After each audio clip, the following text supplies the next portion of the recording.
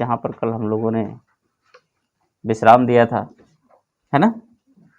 और लगभग हो गया था निम्न जातीय आंदोलन, हम लोग लोअर कास्ट मूवमेंट पढ़ रहे थे और मैक्सिमम हो ही गया था। 2 लोगों का कंट्रीब्यूशन इसमें और है और सबसे ज़्यादा है, उसमें एक है भीमराव अंबेडकर और एक है महात्मा गांधी। थोड़ा सा इनके कंट्रीब्यूशंस को हम लोग देख लेते हैं। सबसे पहले Bhimrao Ambedkar, doctor Bhimrao Ambedkar.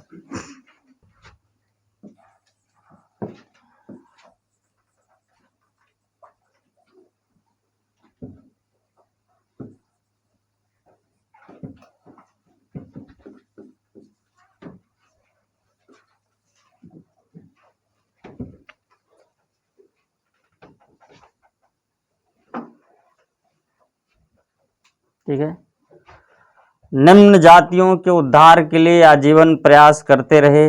He was affording full of his life for reform of lower caste. Himself he was related and untouched caste, एक स्वयं ये अस्पृश्य जाति से संबंधित थे। कौन सी जाति थी इनकी?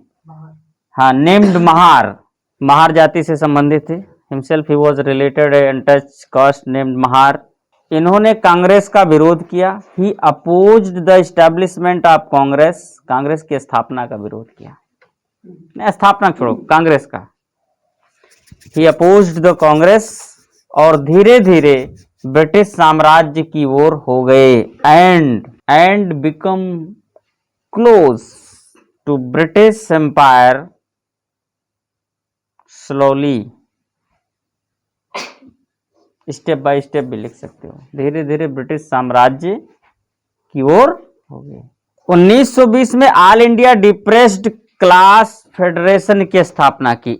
Established All India Depressed Class Federation in 1920 1920 में All India Depressed Class Federation की स्थापना की। 1924 में बहिष्कृत हितकारिणी सभा की स्थापना की। बहिष्कृत हितकारिणी सभा की स्थापना की। ठीक है, चलिए,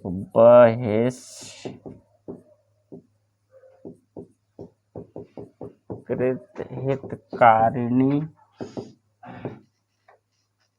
लीग, बहिष्कृत हितकारिणी लीग।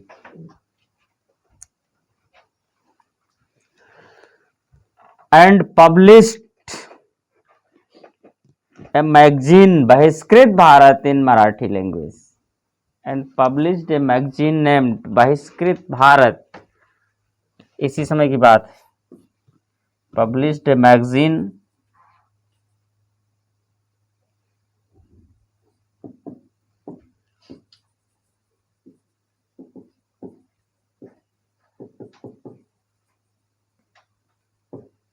बहिष्कृत भारत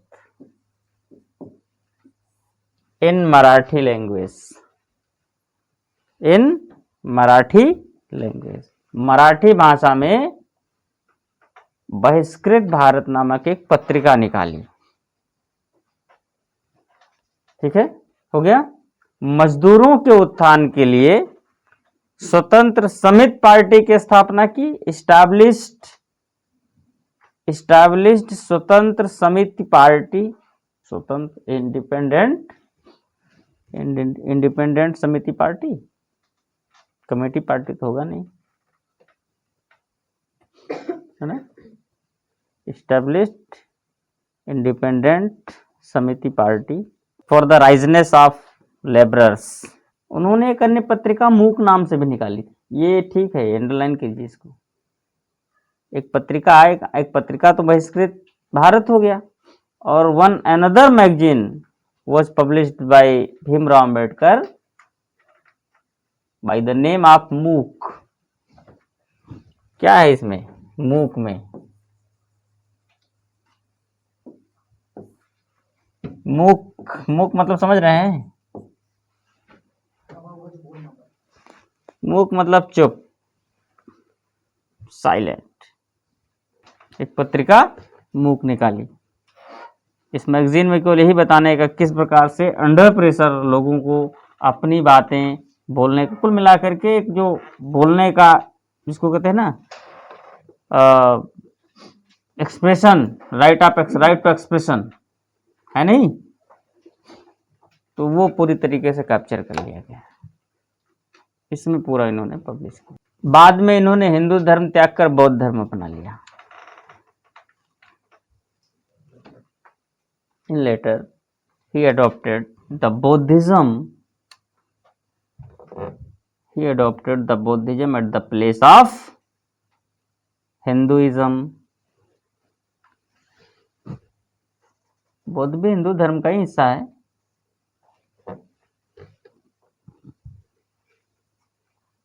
बौद्ध भी हिंदू धर्म का हिस्सा है। अब उसको कोई बड़ा आदमी अगर कहे कि ये हिंदू धर्म से अलग है और उससे अलग होकर के मैंने इसको अडॉप्ट किया है, तो मुझको लगता है फिर ये तो विभेदकारी नीति हो गई है ना। अभी तक लोगों को पता था कि बौद्ध धर्म हिंदू धर्म का हिस्सा है, अब पहली बार पता चला नहीं यार ये अलग है। ठीक है, तो कहीं ना कहीं कुछ ना कुछ कंट्रोडक्शन तो है। एक तो पूरे पॉलिसी में बहुत सारी ऐसी, अम्बेडकर जी की बहुत सारी ऐसी पॉलिसीज आई हैं जो इनका पूरा ये ब्रिटिश साम्राज्यवाद की ओर झुकाव इनका ज्यादा है। अंग्रेजों ने जो फूट डालो राज करो की नीति बाई पॉलिसी अपनाई, भारत में इम्प्लीमेंट करके शुरू किया। जैसे कि 1909 से मार्लियामेंटो सुधार से स्टार्ट हो गया ना वो, कि मुसलमानों को सबसे पहले उन्होंने दिया, क्या दिया, सेपरेट इलेक्टोरेट, पृथक निर्वाचन। फिर अन्य संप्रदायों को भी दिया जाने लगा, सिखों ने भी, सिखों को भी, तो अंग्रेजों की पॉलिसी यही थी, बांटो कैसे भी, अलग अलग करो, सिखों सबको अलग अलग। तो अंबेडकर जी का भी प्रयास रहा है कि दलितों के लिए एक सेपरेट जो है एक पृथक निर्वाचन प्रणाली इनके लिए लागू की जाए, कि दलित क्षेत्र में दलित ही चुनाव लड़े और उनको वोट देने का अधिकार केवल दलित को ही हो, दूसरा कोई, ये तो फिर एक है ना। इस प्रकार से उसके लिए उन्होंने जो है पूरा प्रयास किया। तो गांधी जी उस समय पूना के जेल में बंद थे, तो जब उन्होंने उसके लिए पूरा एक आंदोलन छेड़ा तब गांधी जी ने आमरण अनशन शुरू किया। 1932 में पूना पैक्ट हुआ है भीमराव अंबेडकर और महात्मा गांधी के बीच में, पूना समझौता। तो हालांकि गांधी जी जेल में थे, तो उनको, अब चूंकि जेल में जो व्यक्ति अरेस्ट है, बंद है, उसको उसके नागरिक अधिकार नहीं होते हैं जनरली, तो उनकी तरफ से साइन तो मदन मोहन मालवीय ने किया था और प्रयास, उन्हीं के प्रयासों से संभव हो पाया ये पूना पैक्ट। तो उसमें आरक्षण वाली पॉलिसी लाई, भाई तुमको आरक्षण दे दिया, सीटें रिजर्व कर दी जाएगी, बट ये डिमांड आप छोड़ दो, तब जाकर के ये डिमांड। नहीं तो सेपरेट इलेक्टोरेट ही है जो जिन्ना को प्रमोट किया है कि पाकिस्तान बनना चाहिए। अगर सेपरेट इलेक्टोरेट ना होता तो ये कॉन्सेप्ट आता ही नहीं, जन्म ही ना होता। तो क्या पता अंबेडकर जी के बाद भाई नेताओं का क्या भरोसा, फिर दलिस्तान के लिए भी लड़ाई शुरू हो जाती एक क्षेत्र लेकर के। तो गांधी जी का बड़ा रोल है इसमें। तो उत्थान के लिए इनका तो डेफिनेटली रहा है, इनकी जो लड़ाई रही है, जो बहिष्कृत भारत है, जिस प्रकार से इन्होंने जो बहिष्कृत भारत में, तो भारत का एक हिस्सा जो दलित वर्ग है वो बहिष्कृत है, उसके लिए लड़ाई लड़ी। और ये एक इनके द्वारा दी गई धमकी ही है कि फिर हमको अलग करो अगर अपने साथ नहीं रखना है, तो यही तो है। तो ठीक है, डराने के लिए हमको लगता है, डराने के लिए ठीक ही है एक प्रकार से। बाकी तो खैर चलिए, ऑब्जर्वेशन का अलग मुद्दा है। तो इस प्रकार से इन्होंने एक बड़ा काम किया। बाकी इनका जो अंबेडकर नाम है ना, इनके गुरु के नाम पर है। इनके गुरु का नाम था अंबेडकर, अंबेडकर अम्बावटकर ऐसा कुछ था, और बड़ा सम्मान करते थे। जाति के वो ब्राह्मण थे और अंबेडकर जी बहुत सम्मान करते थे। उस समय जहाँ ABCD पढ़ने का, ख ग पढ़ने की इजाज़त नहीं होती थी, उस समय जाकर के विदेशों में भी, है ना, PhD, डॉक्टरेट, LLB, ये सब पूरा, एक बड़े व्यक्तित्व। इनकी मृत्यु 6 दिसंबर 1956 को हुई। खत्म करो काम। He got died on 6 December 1956। ठीक है, तो ये सब उत्थान के लिए इन्होंने जो काम किया, हमने इनकी कुछ द्वारा किए गए प्रयास जो कुछ समिति संगठन के रूप में है, पत्रिकाओं के रूप में है, ठीक है, वो लिखा दिया। एक दो बार पढ़ के दिमाग में रखिएगा, ठीक है। महात्मा गांधी का भी रोल है। एक नाम हेडिंग वाली महात्मा गांधी, इन्होंने हरिजन उत्थान के लिए क्या, हरिजन नाम ही इन्होंने नहीं दिया गांधी ने, इसके पहले हरिजन था ही नहीं, ठीक है। तो महात्मा गांधी, इन्होंने भी बहुत काम किया for the raiseness of, he worked also very much, he worked hard for the raiseness of untouch caste. ये वर्ण व्यवस्था को मानते थे लेकिन जाति व्यवस्था को नहीं मानते थे गांधी जी, ये लाइन नोट कर लीजिए। गांधी जी वर्ण व्यवस्था को मानते थे लेकिन जाति व्यवस्था को नहीं मानते थे। गांधी जी फॉलोड द वर्ण system but did not follow the casteism, ठीक है। कहने का मतलब गांधी जी कर्म के अकॉर्डिंग, कर्म के अनुसार समाज के विभाजन को स्वीकार करते थे, लेकिन जन्म के आधार पर जो विभाजन है समाज का, वो स्वीकार नहीं करते थे, ठीक है। अस्पृश्यता को ये मानवता के विरुद्ध अपराध मानते थे। ही considered crime to untouchability against humanity. He considered crime to untouchability against humanity. 1932 में इन्होंने अछूतों को हरिजन कहा। इन 1932 ही कॉल्ड हरिजन किसको, टू अनटच, अछूतों को हरिजन कहा। और एक पत्रिका हरिजन निकाली, and published a magazine named Harijan also, और एक पत्रिका हरिजन निकाली।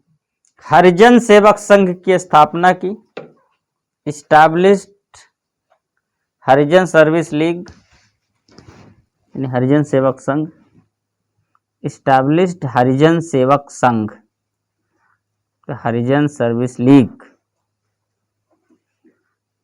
ठीक है। और 1932 में बंबई में, 1932 में बंबई में All India Depressed class association की स्थापना की। All India Depressed class association, संगठन वही है जो अंबेडकर जी ने किया था, बस उनका फेडरेशन था, इनका एसोसिएशन है। और इस चीज को याद रखना, ये कंफ्यूज कर रहा है इसलिए यहां से क्वेश्चन उठ सकता है, ठीक है। तो फेडरेशन किसका है, अंबेडकर का, अंबेडकर फेडरेशन, ये डी कॉमन हो रहा है, तो आप वहां से कनेक्ट करके उनको, फेडरेशन को उनके साथ जोड़ लीजिए। बाकी बचा एसोसिएशन, तो जब यही बचा है तो फिर उनके गांधी जी के साथ हो गया, तो फेडरेशन अंबेडकर जी के साथ, ठीक है।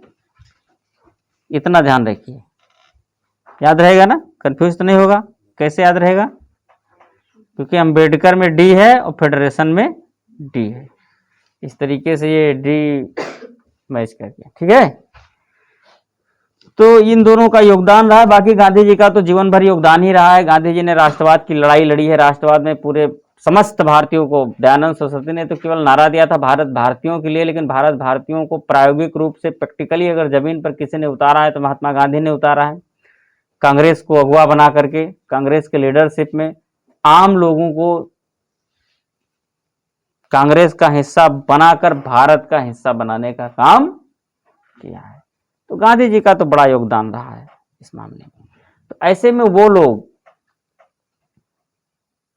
जो दबे कुचले पिछड़े या जो अस्पृश्य टाइप के थे जो समाज में, ठीक है, उनके लिए इनका योगदान इसलिए रहा है कि उनके इस अछूतवाद के कारणों को समाप्त करने के लिए जब गांधी जी ने प्रहार किया, कुल मिला के मूवमेंट चलाया, तो एक प्रकार से राष्ट्रवाद की धारा में जोड़ने का काम किया, क्योंकि ऊपर के वर्ण तो ऑलरेडी जुड़े हुए थे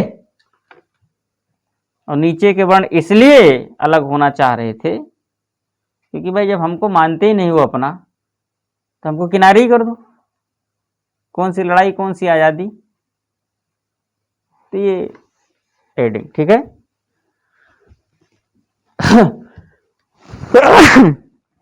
आगे है मजदूर संघ आंदोलन। ये निम्न जातीय आंदोलन हो गया। अब आइए एक पीड़ा और है समाज की, वो मजदूर हैं, उनका भी मूवमेंट चल रहा है, तो सब लोग अपने अपने निकालेंगे, ये भी निकाल ही रहे हैं, ठीक है। मजदूर संघ आंदोलन, इसको तो ट्रेड यूनियन मूवमेंट, ठीक है। एक्चुअली ऐसा माहौल बन रहा है ना धीरे धीरे, जैसे तो मॉडर्नाइजेशन, ये मॉडर्नाइजेशन है भाई। भारत में मॉडर्न हिस्ट्री हम लोग पढ़ रहे हैं, तो मॉडर्न हिस्ट्री में अंग्रेजों के इतिहास थोड़ा ना पढ़ रहे हैं, अंग्रेजों के इतिहास ही मॉडर्न हिस्ट्री थोड़ा ना है। भारत में क्या बदलाव आ रहा, बदलाव ये है कि अनटच लोगों ने अपने अधिकारों के लिए लड़ना शुरू कर दिया, ये बदलाव है, ये मॉडर्निटी है। मजदूर जो प्राचीन काल से मध्यकाल में उठा के आप देखें तो दास के नाम से जाने जाते, उनको कुछ बोलने का, कुछ एक्सप्रेशन की राइट ही नहीं थी। जो राइट टू एक्सप्रेशन तो उनके साथ है नहीं ना, उनको तो वो फॉलो करना है जो रूल्स नियमावली बना के दे दी गई है, ठीक है। तो पहली बार उन नियमावली को फॉलो करते हुए अपने अधिकारों को चिन्हित किया, मार्क किया और फिर उसके लिए लड़ाई लड़ी। वे इन मुद्दों पर कोई भी नियमावली बना नहीं सकता। कुछ मामले ऐसे हैं जिस पर कोई भी नियमावली, रेगुलेशन नहीं बना सकता। कुछ रेगुलेशन एक्ट हम खुद बनाएंगे अपने लिए, किसी को अधिकार है, there is no right to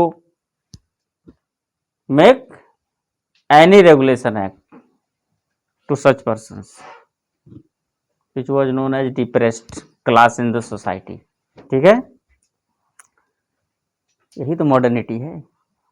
तो मॉडर्निटी के लक्षण को भी मार्क करते रहिए, ऐसे चिन्हित करते रहिए कि मॉडर्न हिस्ट्री में हम मॉडर्नाइजेशन पढ़ रहे हैं, केवल अंग्रेजों की कहानी नहीं पढ़ रहे हैं और भारत के दुर्दशा की कहानी नहीं पढ़ रहे हैं और भारत और अंग्रेजों की लड़ाई नहीं पढ़ रहे हैं, केवल तलवारें जंग नहीं पढ़ रहे हैं। मॉडर्नाइजेशन के तत्व भी चिन्हित करते रहिए। तो ये है मजदूर संघ आंदोलन। नेक्स्ट,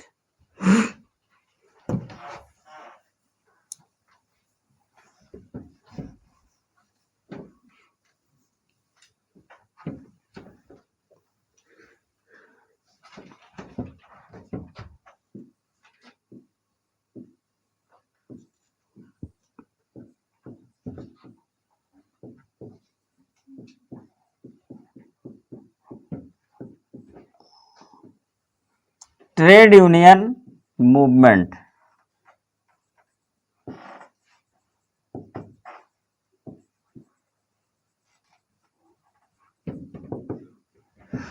ट्रेड यूनियन मूवमेंट,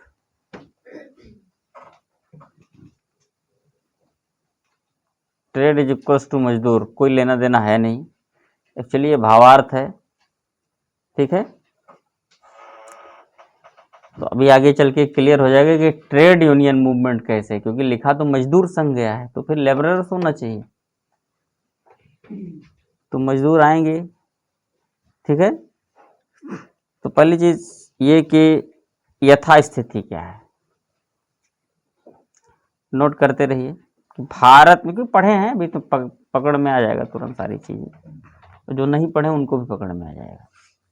एक समय था जब भारत में जो है अंग्रेजों की आर्थिक नीति जब लागू हुई इकोनॉमिक पॉलिसी तो कुछ चीजें यहाँ की समाप्त हुई और कुछ नई चीज निकली। जैसे ब्रिटिश इकोनॉमिक पॉलिसी से क्या चीज हुआ, यहाँ की जो हस्तशिल्प उद्योग है जिसको लघु उद्योग कहते थे, यहाँ का कृषि है ये खत्म हुआ। ये बेचारे कहाँ गए, ये श्रमिक बन गए, लेबरर्स बन गए। तो भारत में श्रमिकों का एक वर्ग उदय हुआ। और जब भारत में भी 1857 के बाद इंडस्ट्रियलाइजेशन को प्रमोट किया गया तो इनको जो है क्या हुआ कि उन इंडस्ट्रीज में नौकरी, इन्हीं मजदूरों को नौकरी दी जाने लगी। तो ये मजदूर क्या हो गए, इंडस्ट्रीज में, फैक्ट्रीज में नौकर। समस्या क्या थी, समस्या ये थी कि वेतन तो इनका फिक्स है, सैलरी पर मंथ, लेकिन काम इनके फिक्स नहीं है। कारखाने में तो काम करें, इसके बाद शाम को भाई जरा घर पे आ जाना यार थोड़ा सा। ये क्या है, मेम साहब बुलाई हैं घर पे, कुछ काम है। तो मेम साहब इकट्ठा किए हैं इतने सारे कपड़े। मेम साहब जरा धुल के साफ करके जरा टांग दो उधर। हो गया रामू, हाँ हो गया मैडम। तो इतने बर्तन भी पड़े हैं, 4-5 दिन के हैं, उतना हमने नहीं किया है। अरे उसकी भी अपनी कुछ लाइफ है यार, उसके यहाँ भी मैडम है कि नहीं है घर पे। तो अच्छा, सैलरी उसको क्या सुबह 8 से शाम को 5 तक की मिल रही है ना, सुबह 8 बजे से शाम को 5 बजे तक की सैलरी है। तो घर पे क्यों बुला लिया उसको। तो कहने का सिर्फ इतना मतलब है कि उनके काम की कोई सीमा नहीं थी, सैलरी लेकिन फिक्स थी। तो उनको लगा भाई मौका आया, सब लोग लड़ रहे हैं अपने, तो इनको भी कोई ना कोई आया कि भाई तुम भी उठा तलवार। तो मजदूर संघ बने और फिर लड़ाई, यही ट्रेड यूनियन मूवमेंट है। समझ में आ गया ना इसी चीज को। तो अंग्रेजों की आर्थिक नीतियों के फलस्वरूप कृषि और लघु उद्योग में बहुत से लोग बेरोजगार हो गए। There become many people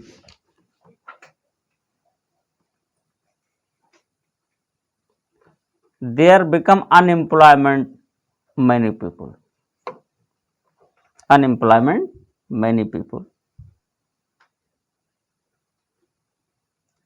of related agriculture and small industries due to related agriculture and small industries due to economic policy of Britishers, due to economic policy of Britishers। इस तरह भारत में एक नए वर्ग, श्रमिक वर्ग का उदय हुआ। In this way there raised a new class in Indian society. In this way there raised a new class in Indian society named labourer, श्रमिक, नेम्ड लेबरर क्लास। ठीक है, क्लियर हो रहा ना। क्योंकि भाई जिसका अब खेत वगैरह सब छीन लेंगे, क्या करेगा, आजीविका चलानी है, आत्महत्या कर ले, या तो फिर आजीविका चलाने के नौकरी करे कहीं। तो नौकरी कहाँ मिलती है, इंडस्ट्रीज में मिलती है ना, औद्योगिक घराने में, कारखानों में मिलती है। तो आए, तो श्रमिक वर्ग, एक मजदूर वर्ग का उदय हुआ। ठीक है, इनकी दशा अत्यंत खराब थी। his condition was very bad, their condition was very bad। इनकी दशा बहुत खराब थी। इनके कार्य करने की कोई सीमा नहीं थी। there was no limit to perform the work of that class, there was no limit to perform the work of for that class। इस वर्ग की काम करने की कोई सीमा नहीं थी, लेकिन इनके वेतन सीमित थी, और इनके वेतन सीमित थे। And the salaries were limited. ठीक है, सीमित। चलिए, ये तो समस्या हो गई, आंदोलन का कारण हो गया छोटे में। ट्रेड यूनियन मजदूरों का एक ऐसा संघ है, ट्रेड यूनियन मजदूरों का ऐसा संघ है जिसका गठन मिलों और कारखानों में काम करने वाले श्रमिकों, trade union was the such trade unions was the such union of laborers which was organized, which had been organized,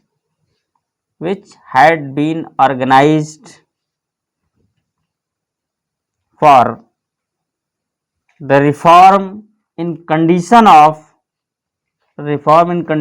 laborers working mills and factories.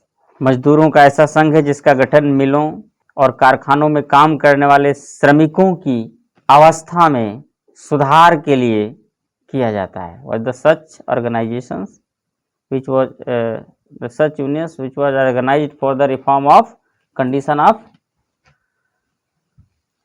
the laborers working mills and factories. ठीक है, लिख लिया? छूटा तो नहीं? क्या छूट गया? हो गया? समझ में आ गया? तो मजदूरों की दशा में जो दशा भी आपने पढ़ी ना, किस प्रकार से इनकी दशा खराब बनी हुई है. काम करने की कोई लिमिट नहीं है, वेतन तो लिमिटेड है भाई, इतने तय हुआ था, मिलेगा इतना ही. ठीक है, तो ये सारी चीजें हैं. तो इनको फिर ऐसे, अच्छा मजदूर हो चाहे कोई भी जिसका एक्सप्लॉयटेशन हो रहा है, शोषण हो रहा है, शोषित कोई भी वर्ग हो,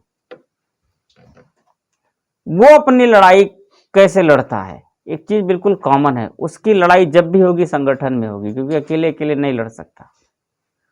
और जो शक्तिशाली वर्ग है उसको वहीं पर और उतना ही चांस मिलता है उनको शोषण करने का जितना कि वो अलग अलग रहते हैं, क्योंकि अकेले अकेले सब कमजोर होते हैं. वो तो ताकतवर अकेले है, तो एक एक लड़ेगा तो एक एक से तो कमजोर वर्सेस ताकतवर हो जाएगा ना, सब अलग अलग पराजित हो जाएंगे.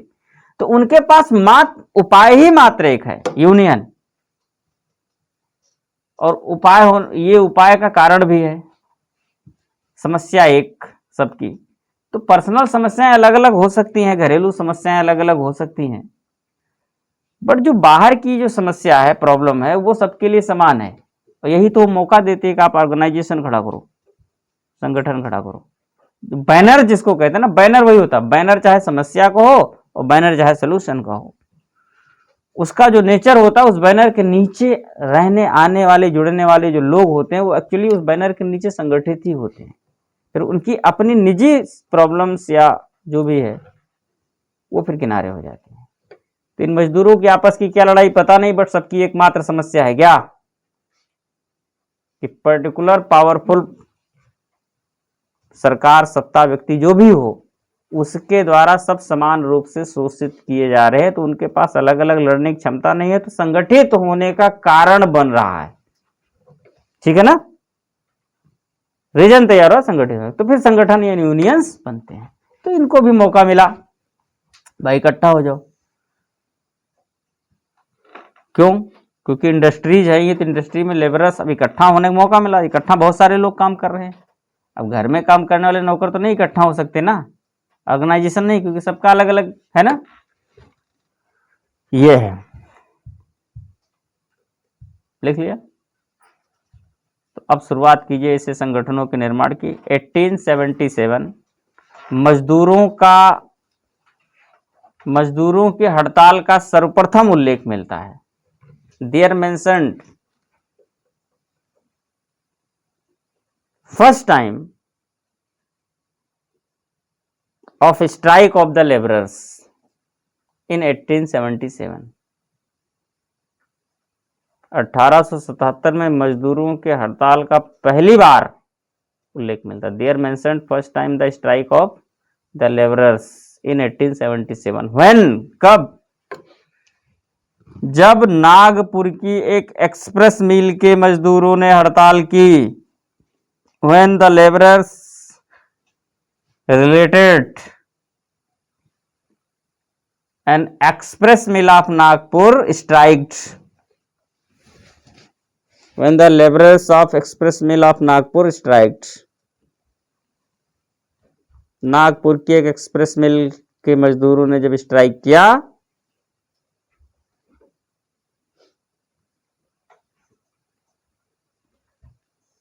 ठीक है। तो ये पहला एग्जाम 1877 में, कहाँ, नागपुर। एक्सप्रेस मिल के मजदूरों ने, उस समय भारत का वायसराय कौन है, लॉर्ड लिटन। तो यही ब्रैकेट में लिख लीजिए, in the time of lord Lytton. Lytton क्या कर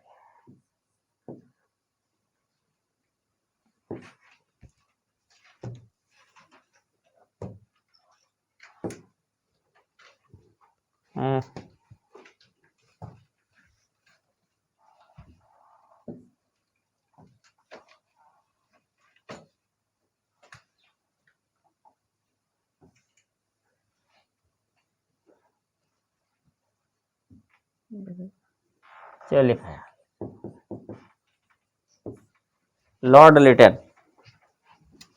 एक लाइन मिट नहीं रहा, वगैरह sorry I am not ready to go out. ये पढ़े रहो, क्या करना है। 1890, ऐसे डेट वाइज क्रम से लिख लीजिए। फिर अगला 1890, ये तो 1877 का हो गया। वो मीडिया भाई,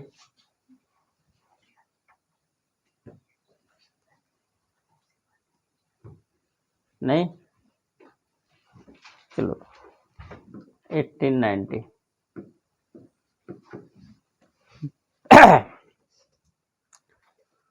प्रथम मजदूर संगठन, ये क्या है 1890 में, फर्स्ट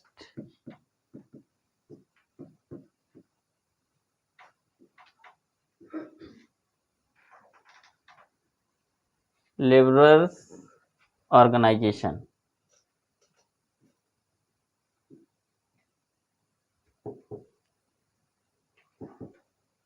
प्रथम मजदूर संगठन बॉम्बे मिल हैंड्स एसोसिएशन। यह है first labourer organisation by the name of named Bombay mill hands association. Bombay mill hands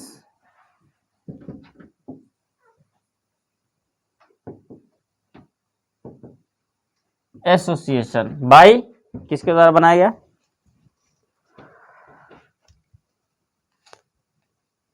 एन.एम. Lokhande. एन.एम.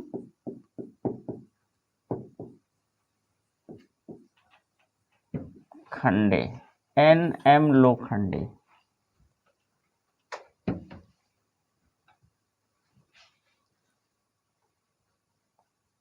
इनके द्वारा। फिर 1897 amalgamated society of railway servant of India and Burma. Amalgamated society,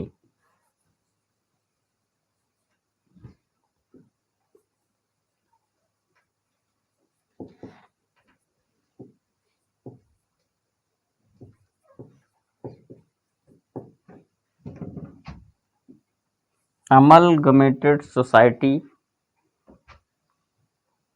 of railway servant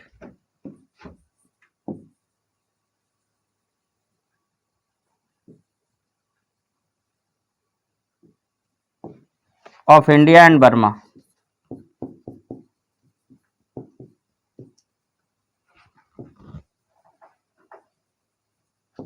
ये दिख रहा है, amalgamated society of railway servant of India and Burma. ये एक मजदूर संघ है जिसकी 1897 में स्थापना की गई। यहाँ पर व्यक्ति का रोल नहीं है, किसी एक का लीडरशिप नहीं है, एक संगठन के रूप में है ये। इसके बाद 1908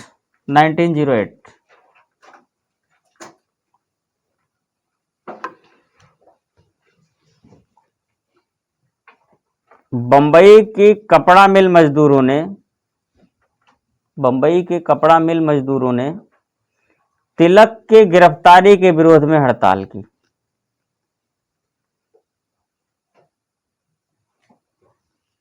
the labourers of textile mills of Bombay, the labourers of textile mills of Bombay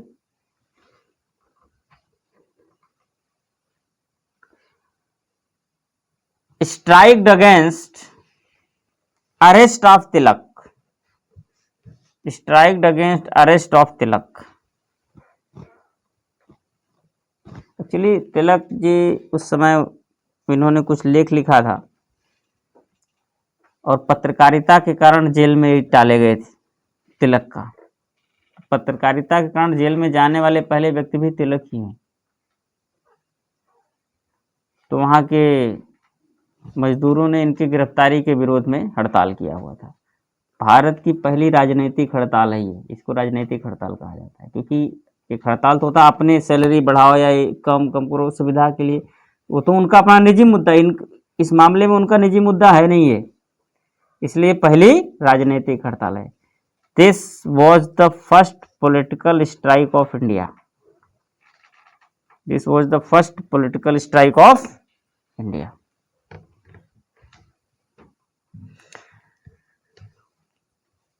फिर 1918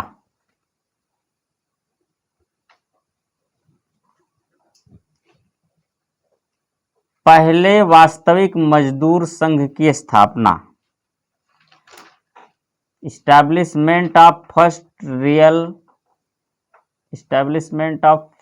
रियल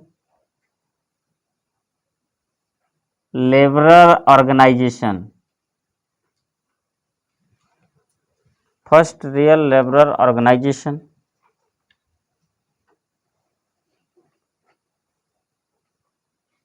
बाई किसके द्वारा किया गया?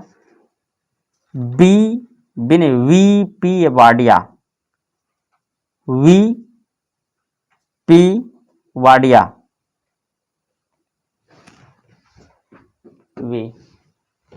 VP Wadia by the name of Madras labour union. किस नाम से मजदूर संघ है? जो पहला वास्तविक मजदूर संघ है भारत का, वो है Madras labour union, Madras labour union, Madras श्रमिक संघ। तो मद्रास श्रमिक संघ, Madras labour union was the first real labor union of India which was established by VP Wadia in 1918. Clear? Okay. अब 1918 एक बार फिर लिखें और डैश करके लिखें, इंपॉर्टेंट लाइन है भी। ATLA,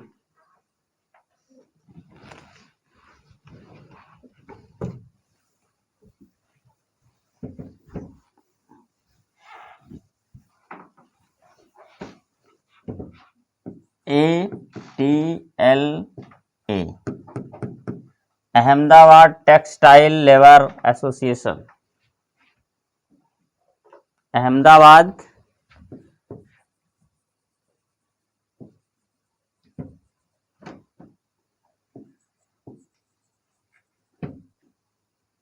labour Textile Labour Association है, टेक्सटाइल तो बोल गए, textile Ahmedabad Textile Labour association.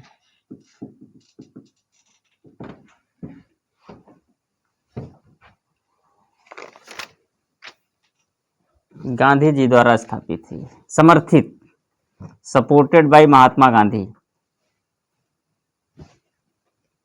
यही वो संगठन है एकमात्र जिससे मजदूर संगठन जिससे महात्मा गांधी जुड़े हुए थे, बाकी किसी मजदूर संगठन से उनका कोई जुड़ाव नहीं था।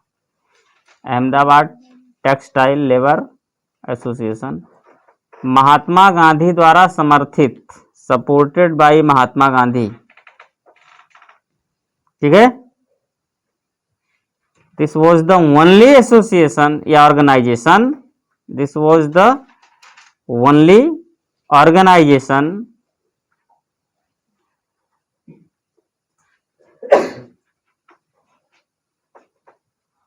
by which Mahatma Gandhi was related, जिससे महात्मा गांधी संबंधित थे, by which Mahatma Gandhi was related।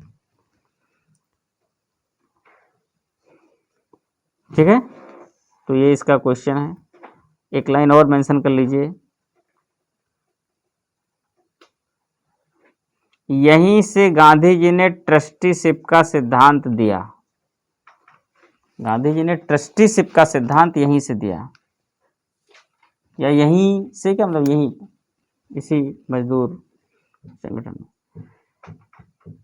Trusteeship का सिद्धांत, theory of trusteeship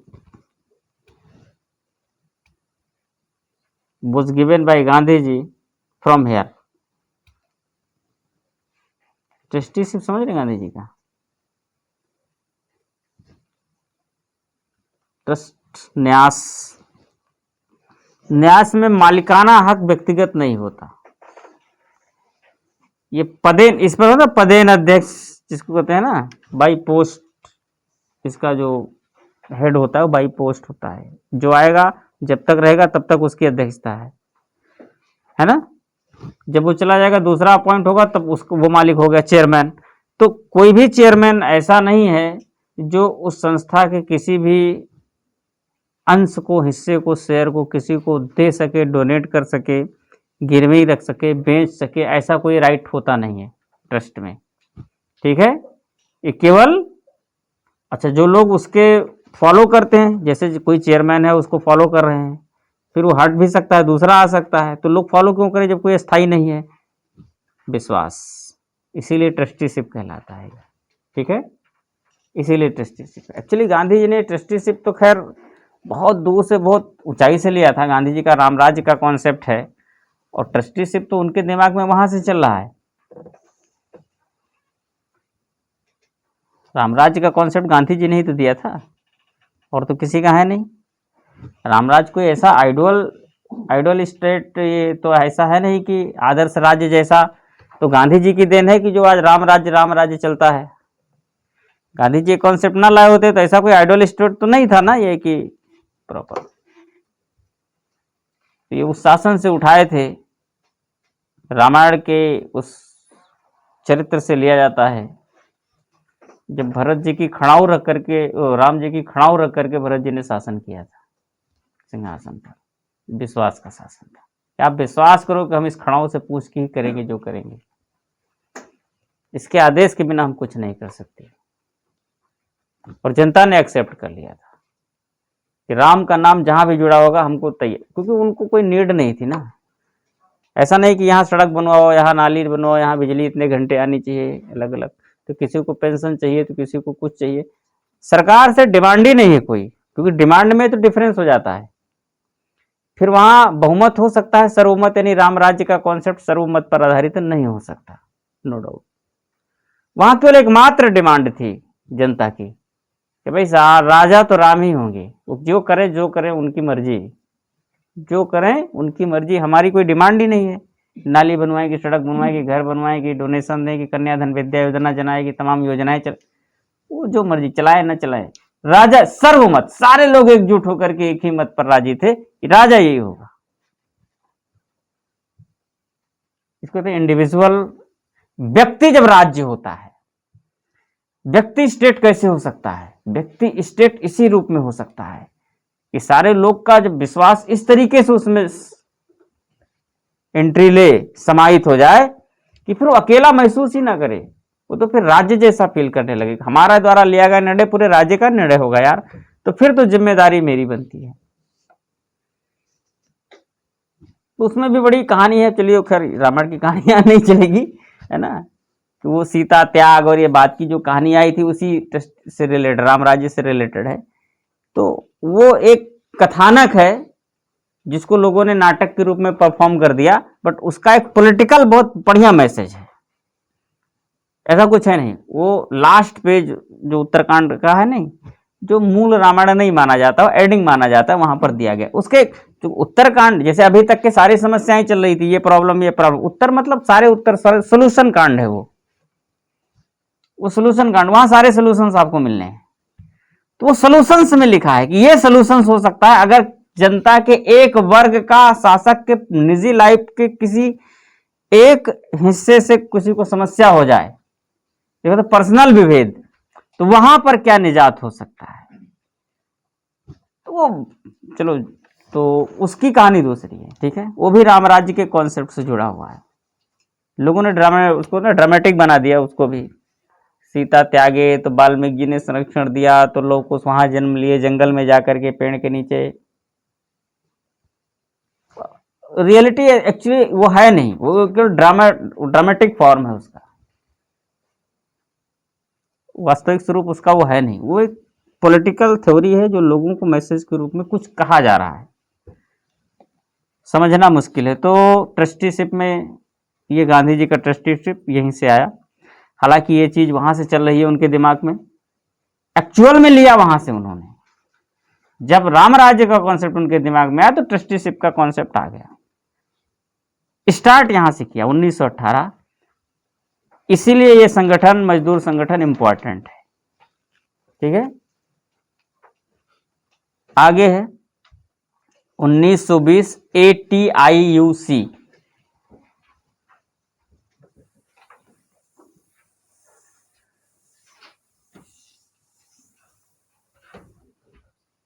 ATIUC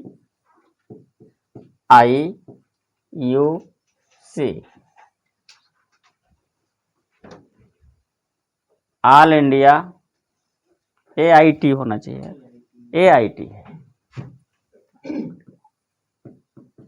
AITUC all India trade union Congress, all India trade union Congress, ठीक। कांग्रेस का मतलब होता है लोगों का समूह। Established in 1920 Bombay. Founder NM Joshi. लिखते रहिए, बस खास खास चीज लिखाएंगे हम, ताकि मैटर तो बहुत है इसमें भी, उतना जाना नहीं है।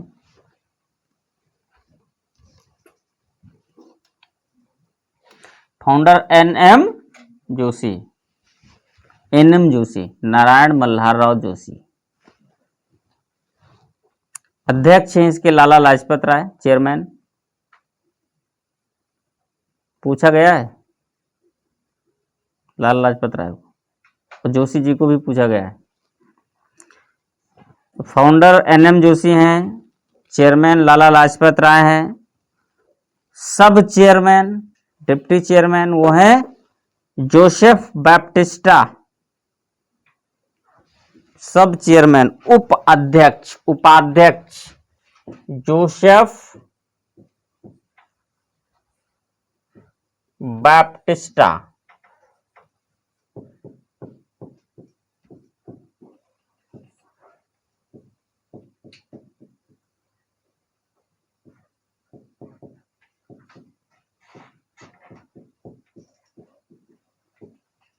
जोसेफ बैप्टिस्टा उपाध्यक्ष है, और महामंत्री जनरल मिनिस्टर,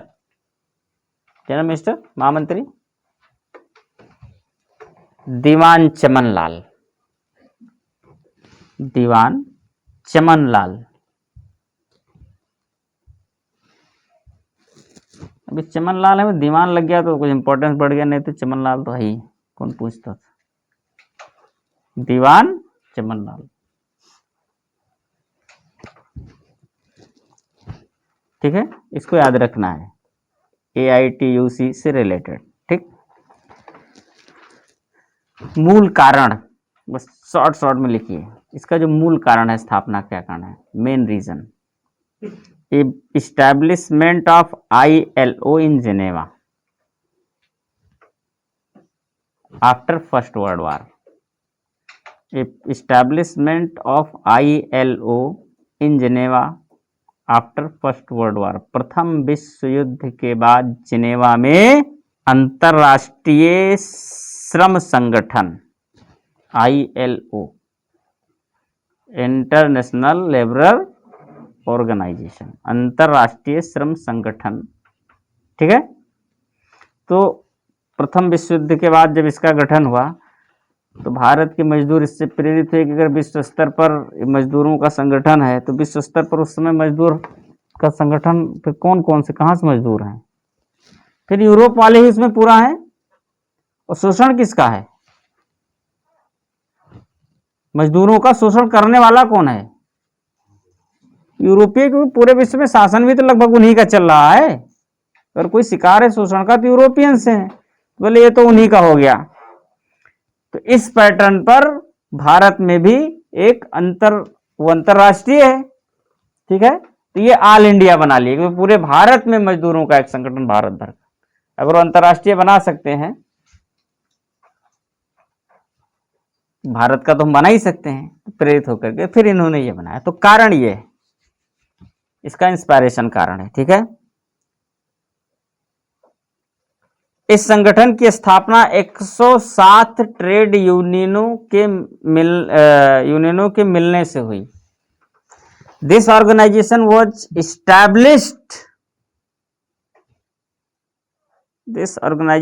established by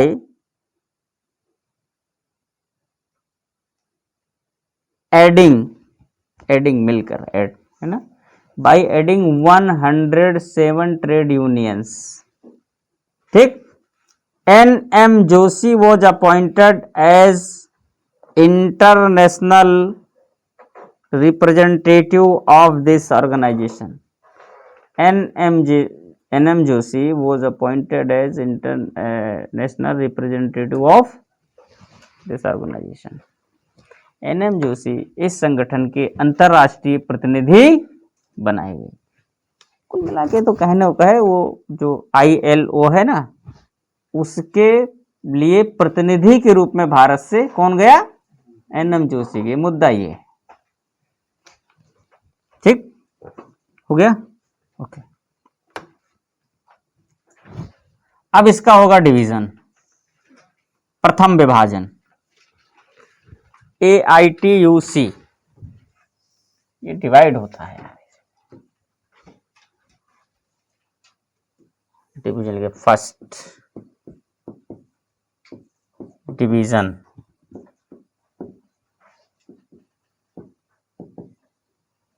प्रथम विभाजन।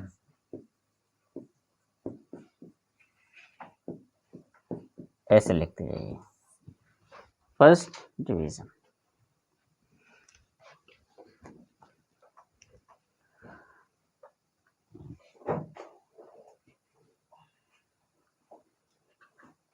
साम्यवादियों ने नेहरू रिपोर्ट की आलोचना की।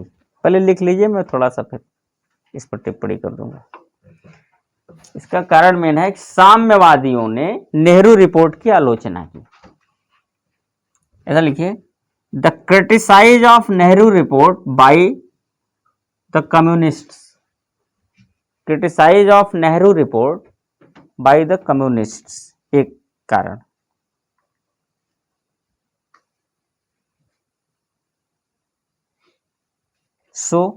दूसरा कारण भी इसमें लिखिए, क्योंकि दूसरे मिले जुले हैं, चाहे ये आ जाए चाहे वो आ जाए, लेकिन लाइन ऐड कर लीजिए।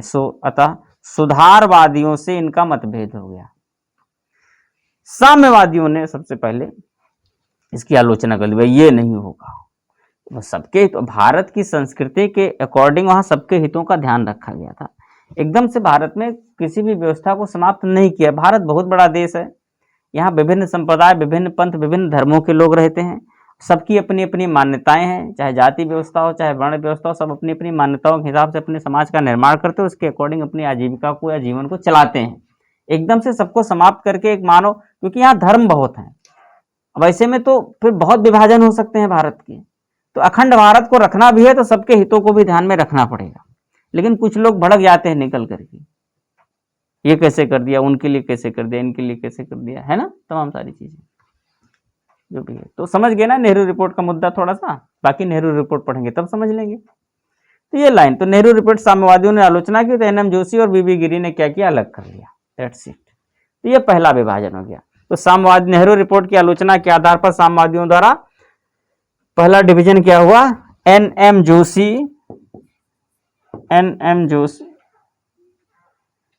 Joshi and Bibi Giri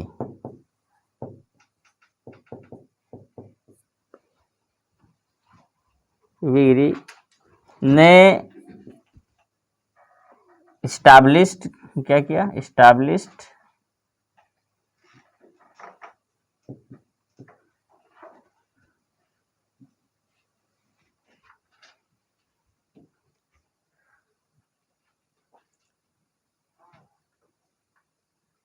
ITUF,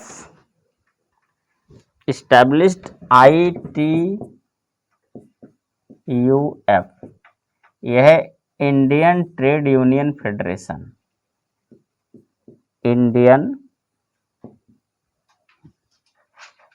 trade union federation, ITUF, ठीक है, इंडियन ट्रेड यूनियन फेडरेशन की स्थापना। तो AITUC से अलग होकर के NM जोशी और BB गिरी ने ITUF नामक संस्था बना ली। क्यों बना ली? क्योंकि साम्यवादियों ने नेहरू रिपोर्ट की आलोचना की थी, इसलिए सुधारवादी, जिसके लीडर NM जोशी और उनकी पूरी कंपनी थी, ने अलग होकर के इस ऑर्गेनाइजेशन खड़ा कर लिया। क्लियर? तो ये पहला विभाजन है। इसको 2-3 बार ऐसे घर पे पढ़ोगे तो याद हो जाएगा, नहीं तो कंफ्यूज कर देता है। अब आ जाइए द्वितीय विभाजन। पहला विभाजन 1929 में हुआ है, ध्यान रहिए, फर्स्ट डिवीजन 1929, ठीक है। आज द्वितीय विभाजन, सेकेंड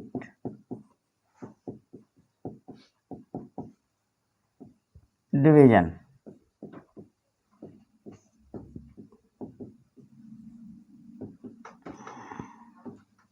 ये हुआ है 1931 में, 1931 में,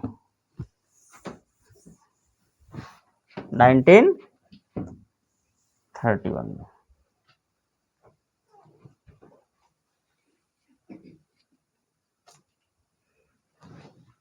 इसी में से AITUC में से अब दो लोगों ने मिलकर के एक दूसरा संगठन तैयार किया। इसमें नोट कर लिया, रणदिवे और देश पांडे ने RTUC बना लिया। Ranadive and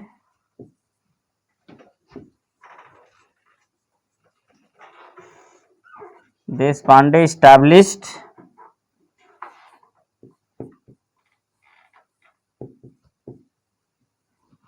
RTUC, red trade union congress, red trade union congress, RTUC, ये बनाया, ठीक है। कारण लिख लीजिए इसमें, बिकॉज, क्योंकि, बिकॉज क्योंकि ये दिस पर्सन वांटेड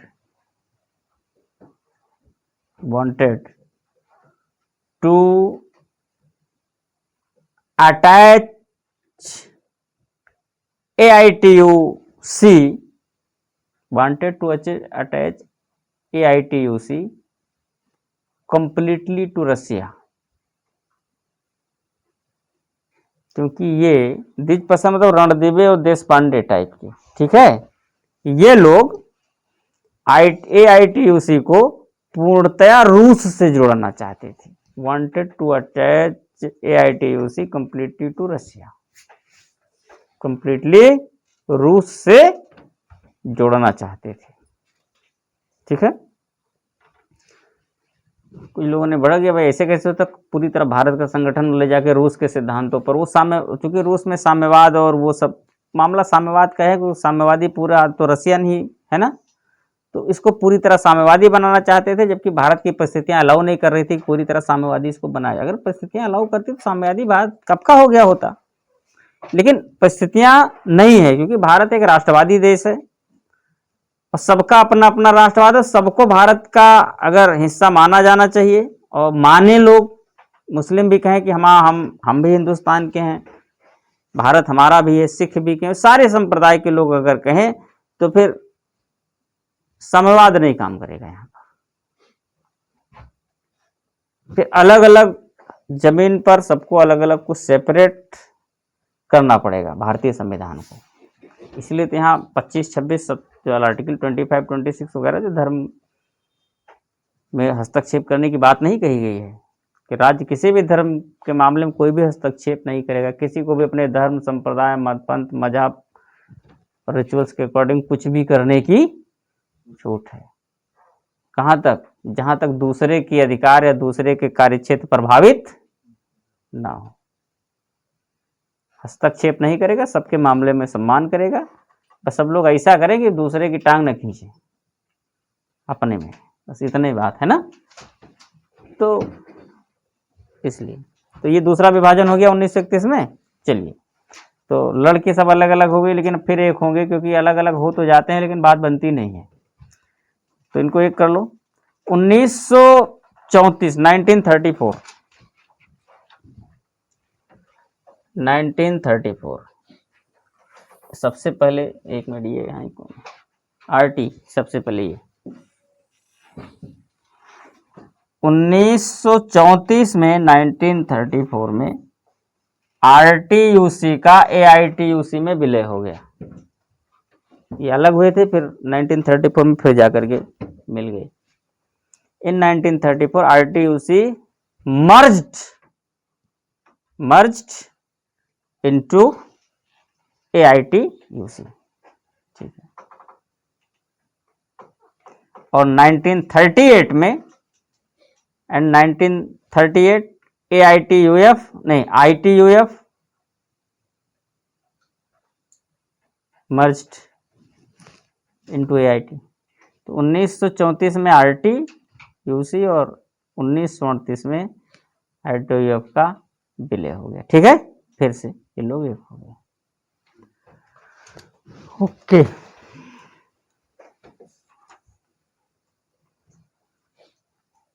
ये थोड़ा सा डिस्प्यूटेड मामला, यहाँ से कुछ क्वेश्चन उठ सकते थे, क्योंकि लड़े, अलग हुए, फिर एक हुए, तो ऐसे जब मुद्दे आते हैं तभी क्वेश्चन बनता है, स्पेशली प्री का। इसलिए प्री के पॉइंट ऑफ व्यू से इसको पढ़ना जरूरी था।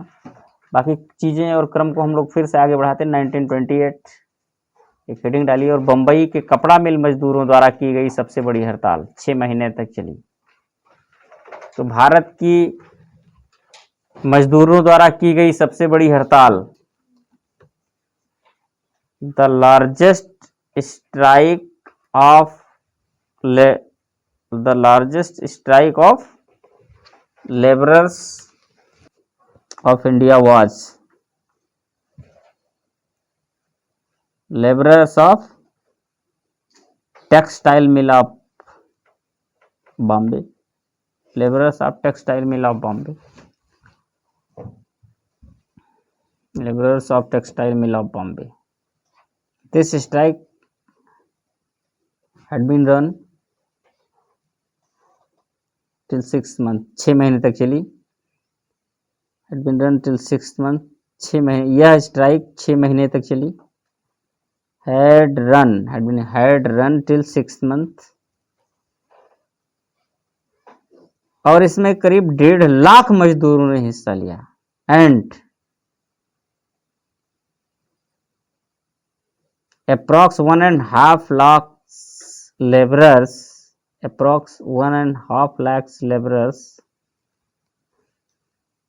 Participated in this. ये 1928 की घटना है, और 1928 में फिर अखिल भारतीय मजदूर किसान पार्टी का गठन हुआ। In 1928 they are organized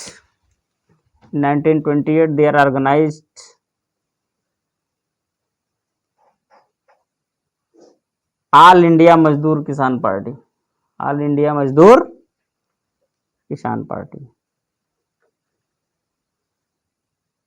in Calcutta, All India Mazdoor Kisan Party in Calcutta in leadership of Sohan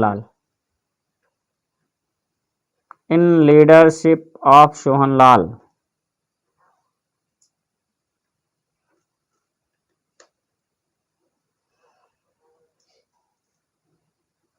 ठीक है। तो ये कुछ आंदोलन, संगठन, मजदूर संघ आंदोलन के इंपॉर्टेंट हम लोग पढ़े। अंग्रेजी सरकार द्वारा पारित कानून, इन संगठनों के लिए, मजदूरों के, ब्रिटिश हुकूमत ने कुछ कानून बनाए थे।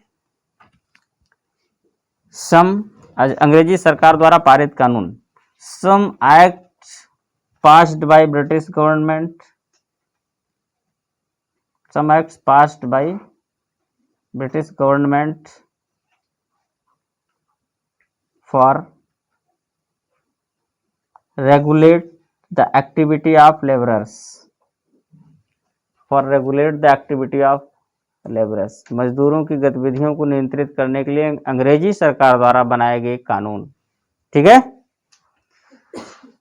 मजदूरों की गतिविधियों को नियमित करने के लिए बनाए गए, ब्रिटिश सरकार द्वारा बनाए गए कानून।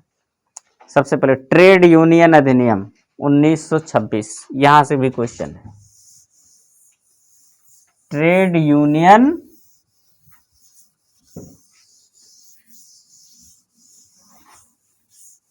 Act of trade union act 1926, मजदूरों को हड़ताल करने की कानूनी मान्यता दे दी गई।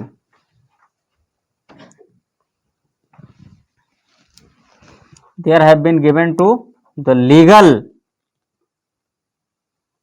there have been given the legal authorization to strike to laborers, मजदूरों को हड़ताल करने की कानूनी मान्यता दे दी गई। ठीक है, there had been given to legal authorization to strike to laborers, clear. पहली चीज, परंतु उनकी राजनैतिक गतिविधियों पर रोक लगा दी गई। But there banned the political activities of them, there banned the political activities of them, लेकिन उनकी राजनीतिक गतिविधियों पर रोक लगा दी गई, बैन कर दिया गया। तो ये एक्ट है, याद होना नहीं, लिख लो, 2-4 बार पढ़े रहो तो दिमाग में रहेगा, तो क्लिक कर जाएगा, वहाँ 4 ऑप्शन मिलते हैं ना।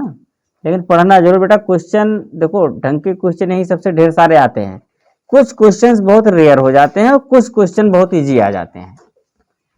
कुछ क्वेश्चन आपको ऐसे मिलेंगे कि इसके संस्थापक कौन थे, उनका जन्म कहाँ हुआ था, इनकी मृत्यु कहाँ हुई थी, इनके बेटे का क्या नाम था, ऐसे टाइप के मिल जाएंगे, लूसेंट टाइप के।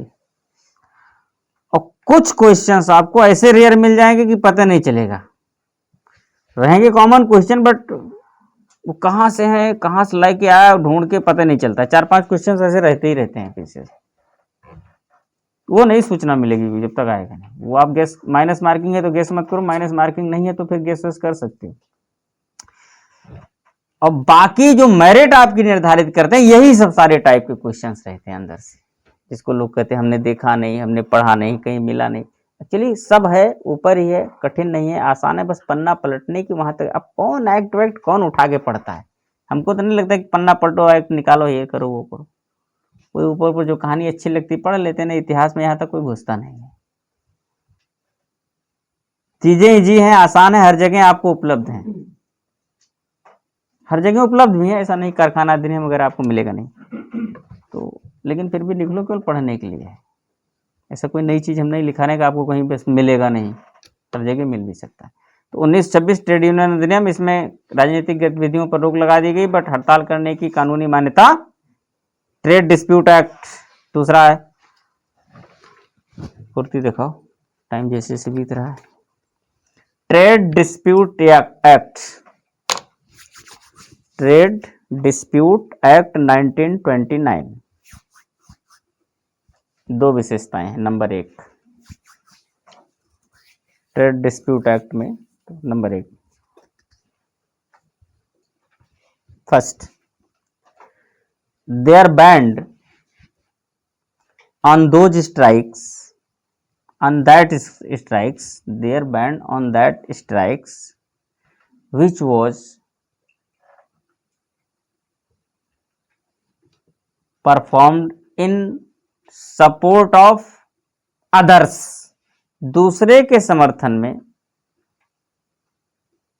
की जाने वाली हड़तालों पर रोक लगा दी गई।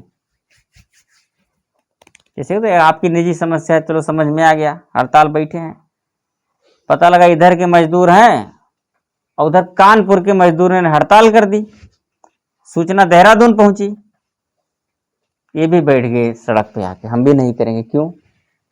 बोले तो कानपुर वाले जो हमारे भाई हैं बड़े संकट में हैं, यहाँ पुलिस ने अच्छी खासी लाठी की व्यवस्था करी, यहाँ ऐसी हड़ताल हो रही है तो फिर पूरी सेवा इनकी होनी चाहिए, तो इस पर बैन कर दिया। अंग्रेजों का बैन करने का मतलब अगर दोबारा आपने एक्शन लिया उस मुद्दे पर जबरदस्ती, तो फिर ठीक नहीं हो। जलियांवाला बाग हत्याकांड इसका सबसे बड़ा उदाहरण है। मार्शल लॉ लगा हुआ था पंजाब में। मार्शल लॉ का मतलब है कोई घर से बाहर नहीं निकल सकता। इन लोगों ने कहा भाई देखो हम लोग हिंसा नहीं करेंगे, शांतिपूर्ण जो है इस गिरफ्तारी के विरुद्ध जो है शांतिपूर्ण ढंग से बैठेंगे और एक विरोध व्यक्त करेंगे कि अंग्रेजी सरकार के द्वारा लिए गए इस डिसीजन, इस निर्णय, इस गिरफ्तारी के खिलाफ है हम समर्थन नहीं करते, आप हमारे साथ अन्याय कर रहे हैं हमारे ही देश में आकर के, तो आप ना करें। ऐसा 2 बार 3 बार, तीसरी बार की मतलब प्रयास था जलियांवाला बाग। इसके पहले 2 बैठकें हो चुकी थी तो लाठी वाठी चार्ज करके छोड़ दिया था, चारों तरफ से घेर के अंधाधुंध गोलियां चलवाई थी। कितने मारे सही रिपोर्ट आज तक आई नहीं है, जितने लोग कह रहे हैं बस केवल ऐसे ऊपर से ही बोल रहे हैं। तहकीकात कमेटी भी ऊपर की ही सूचना दे रही है, हजारों लोग मारे गए, एग्जैक्ट नहीं दे रहा है। और वो जो कमेटी बैठाया था अंग्रेज, उसने तो सीधे लिख के दिया कि 379 लोग मारे गए। अबे वहां कम से कम 15,000 लोग इकट्ठा हुए थे। आंख बंद करके गोली तब तक चली जब तक गोलियां खत्म नहीं हो गई हैं। एक छोटा सा रास्ता इतना पतला सा था निकलने का, बाकी चारों तरफ पैक था। आप सोचो कितने लोग मारे गए हो सकते हैं। तो ये मतलब लॉ एंड ऑर्डर, हम तो इसकी वो नहीं कर रहे हैं कि बस, लेकिन अंग्रेज ऐसे ही करते थे। उनके घर का थोड़ा ना कोई जा रहा है, हमारे भारतीय जा रहे हैं ना, उनके घर का थोड़ा ना है। तो यहाँ अगर लगा दिया बैन कि दूसरे के समर्थन में हड़ताल पर रोक, तो रोक, अगर बैठे तो फिर क्या होगा पता नहीं। दूसरा, अति आवश्यक सेवाओं जैसे बिजली, पानी, रेलवे आदि में हड़ताल नहीं की जा सकती, हड़ताल बैन कर दिया। तो सेकंड इसका जो सेक्शन है, there completely banned the strike on, there completely banned the strike on most important services as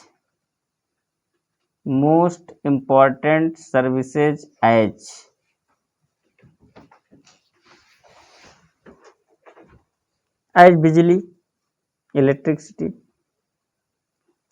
पानी, वाटर। उसमें बिजली थी स्पेशली सरकारी घरानों में, उनके लिए। जनता के लिए होते तो एक बार छोड़ भी देते, चलो काटोगे अपनी बिजली तो अपनी काटोगे, हमारा क्या। लेकिन अब केवल बिजली तो बड़े बड़े लोगों को, अधिकारियों को मिल रही थी। भाई गाँव में तो बिजली का, तो गाँव में तो बिजली आवा ही है यार। हमको लगता है 90 के बाद गाँव में बिजली का जो प्रवाह हुआ है भारत में, वो 1990 के बाद प्रॉपर हुआ है। उसके पहले कहीं कहीं सांसद जी का गाँव है तो हो गया, विधायक जी का गाँव है तो हो गया, किसी गाँव का कोई IAS वाईएएस है तो उसने करा दिया, बड़े अधिकारी तो वो करा दिया, उसके टच में कोई 1-2 गांव थोड़ा उसके खास रिलेटिव्स हो गए तो हो गया, बस ऐसे गिने चुने। प्रॉपर जो इलेक्ट्रिसिटी का प्रवाह हुआ है ये 1990 के बाद हुआ है। तो आप सोच नहीं सकते। तो बिजली, पानी, रेलवे आदि ये सब अंग्रेजों के यूज के हैं उस समय, भारतीयों के किसी यूज का नहीं है। ठीक है, electricity, water and railway, ETC और जिस प्रकार की जोड़ लो। आदि बहुत खतरनाक शब्द है, इसमें क्या जोड़ लिया जाए पता नहीं, क्योंकि डिफाइंड नहीं होता ना ये। आदि इस प्रकार के मामले, अब उसमें क्या इस प्रकार के जोड़ दिया जाए, तो वो ये जजों के लिए समझो कि बड़ा वो वरदान है, वो फिर उस पर अपनी मनमानी चला सकते हैं। आदि में क्या जोड़ने पता नहीं। ठीक है, तो ये हो गया। इसके बाद अगले प्रमुख श्रमिक अधिनियम, कारखाना अधिनियम, श्रमिक अधिनियम। श्रमिक, एक मिनट रुक जाओ यार, श्रमिक अधिनियम ही तो था नहीं, ये कारखानों में मजदूरों से रिलेटेड है। अभी कारखाना अधिनियम लिखो सीधे, factory act. Factory acts. 1 first कारखाना अधिनियम 1881। कारखाना अधिनियम से 1-2 बार पूछा गया है question. First factory act 1881, 1881। Related किससे संबंधित था?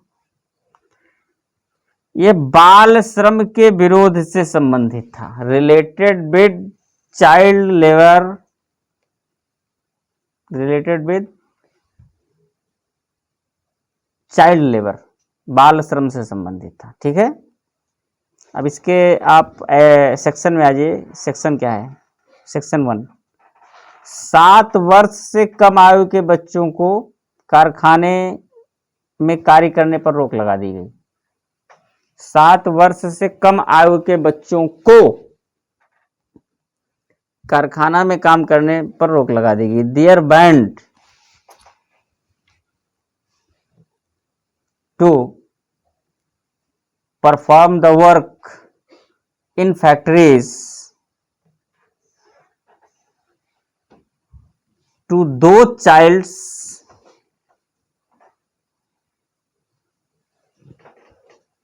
लेस देन 7 years, दो चाइल्ड लेस देन 7 years। ठीक है, तो उन बच्चों जो 7 वर्ष से कम जिनकी उम्र है उनके कारखाने में काम करने पर रोक लगा दी गई। ठीक है, पहला सेक्शन। दूसरा, 12 वर्ष से कम आयु के बच्चों के काम करने के घंटों को सीमित कर दिया गया। ठीक है, तो there had been limited the working hours, there had been limited the working hours of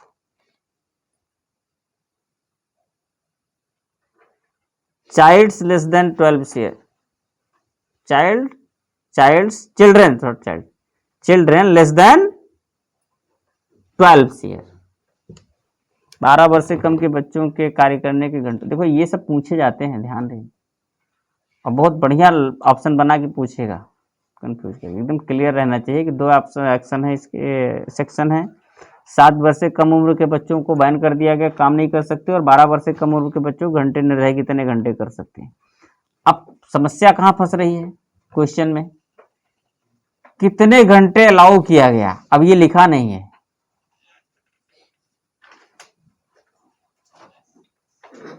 तो क्वेश्चन ऐसे भी हो सकता है, कहीं तो मेंशन है, कहीं तो मेंशन है कितने घंटे कर सकते हैं। ऐसे अधिनियम में वो मेंशन जरूर है कितने घंटे कर सकते हैं। तो क्या अनुमान आप लगा रहे हैं? हाँ, लेकिन एग्जैक्ट क्या हो सकता है?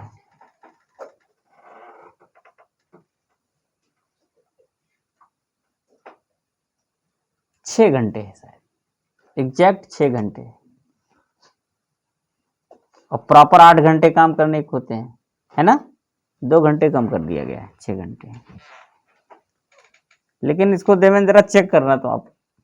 अब हमारे पास इतने साधन यहाँ नहीं है, अचानक मेरे दिमाग में ऐसा है कि क्वेश्चन ऐसा भी हो सकता है, एग्जैक्टली वो पूछ ले तो। हाँ है, 9 घंटे ये लिमिट किया गया है, तो प्रॉपर कितना है?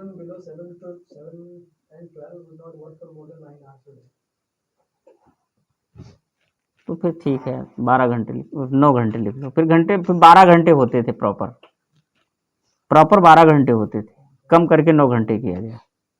लिख लो यार, इन्होंने ढूंढा है तो नोट करो, सही है, वो सही है, उसमें कोई डाउट नहीं है। कारण जानते हो क्या है? क्योंकि अंग्रेजों के समय की नियमावली, उस समय 12 घंटे का दिन माना जाएगा, आज की नियमावली कानून संविधान नहीं लागू माना जाएगा। तो अब जैसे कि विवाह की एज वाले में नहीं देखा आपने, 12 वर्ष कितना बढ़ा के किया था, 14 वर्ष। बोले 14 वर्ष है तो ठीक है, कम मत करना, नहीं तो चाइल्ड मैरिज में आ जाएगा। तो 14 वर्ष ही चाइल्ड होता है आज के समय से 14 वर्ष क्या था, 18 वर्ष चाइल्ड होता है। लेकिन 18 वर्ष चलो मान लिया, एबव 18, उससे कम। उस समय की स्थिति तो परिस्थिति जन्य कानून भी परिस्थितियों से बंधे होते हैं, कानून भी परिस्थितियों से बंधे होते हैं, इसमें भी कोई।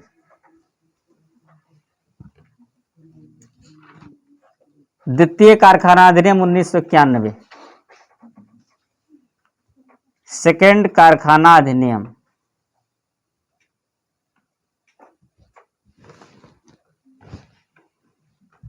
समय है अभी, देखो 1991, 1991। स्त्रियों की स्थिति में सुधार से संबंधित था, रिलेटेड 1891, ज्यादा हो गया यार 1891। स्त्रियों की स्थिति में सुधार से related with improvement of women. ठीक है, क्या किया इसने?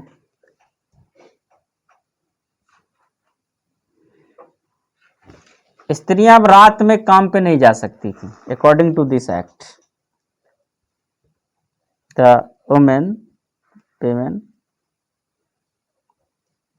could not work in the night now,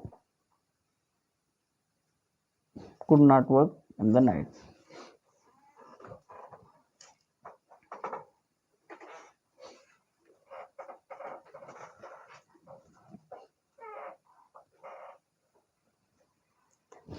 इसके बाद 1.5 घंटे का मध्यावकाश, it was announced to interval, it was announced the interval for 1.5 hours for women।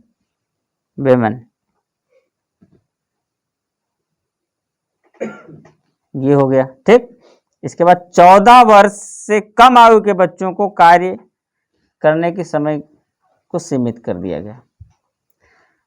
And there made नहीं, they are limited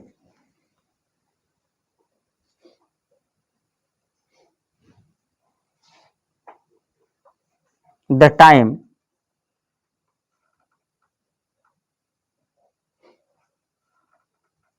to working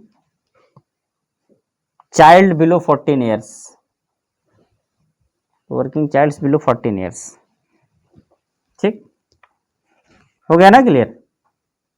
तीनों आर्टिकल क्लियर है ना? Sections याद भी रखने हैं, हम बीच में पूछते भी रहेंगे, भी ध्यान रखना। इधर भरोसा नहीं कब हम क्या पूछ ले कहां से, तो इसको भी ध्यान में रखना है।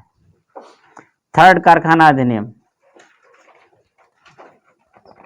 अब ये बात और है कि हम पूछ रहे हैं तो उसकी परवाह नहीं बट पूछ तो रहे ही हैं, है ना? अगर हम अलाउद्दीन पूछ सकते हैं मॉडर्न पढ़ाते समय तो ये तो बगल का ही है। तो थर्ड कारखाना अधिनियम 1911, 1911।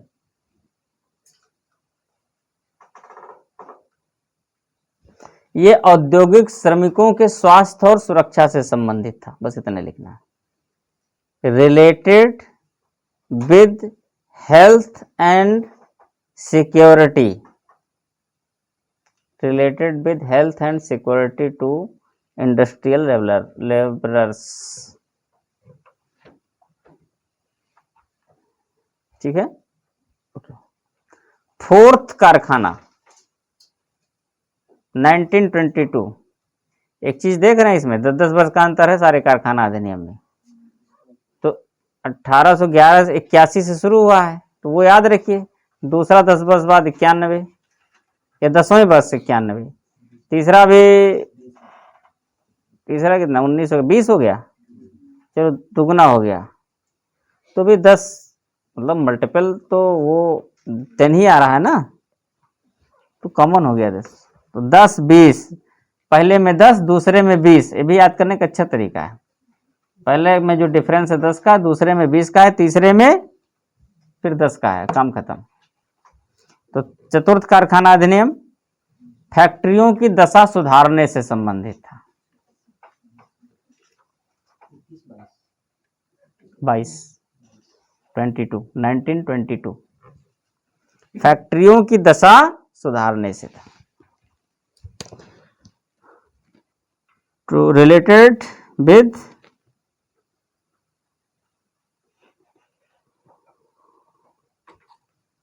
रिफॉर्म द कंडीशन, रिफॉर्म नहीं,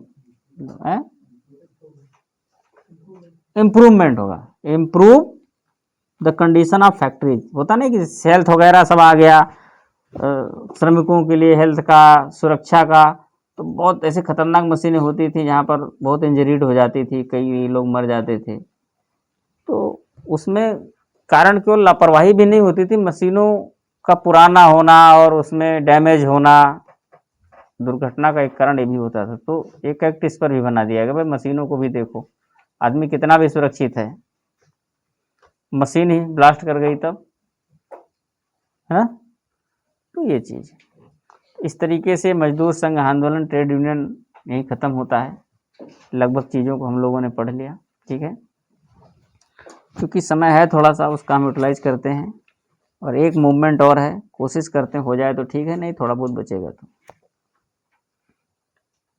इसके बाद, ठीक है। तो वह किसान आंदोलन, हालांकि उतना वो है नहीं, एक दो आंदोलन महत्वपूर्ण है, नाम लिखना है, फाउंडर और ये सब ज़्यादा नहीं, प्री पॉइंट ऑफ व्यू से नोट कर लीजिए। किसान आंदोलन,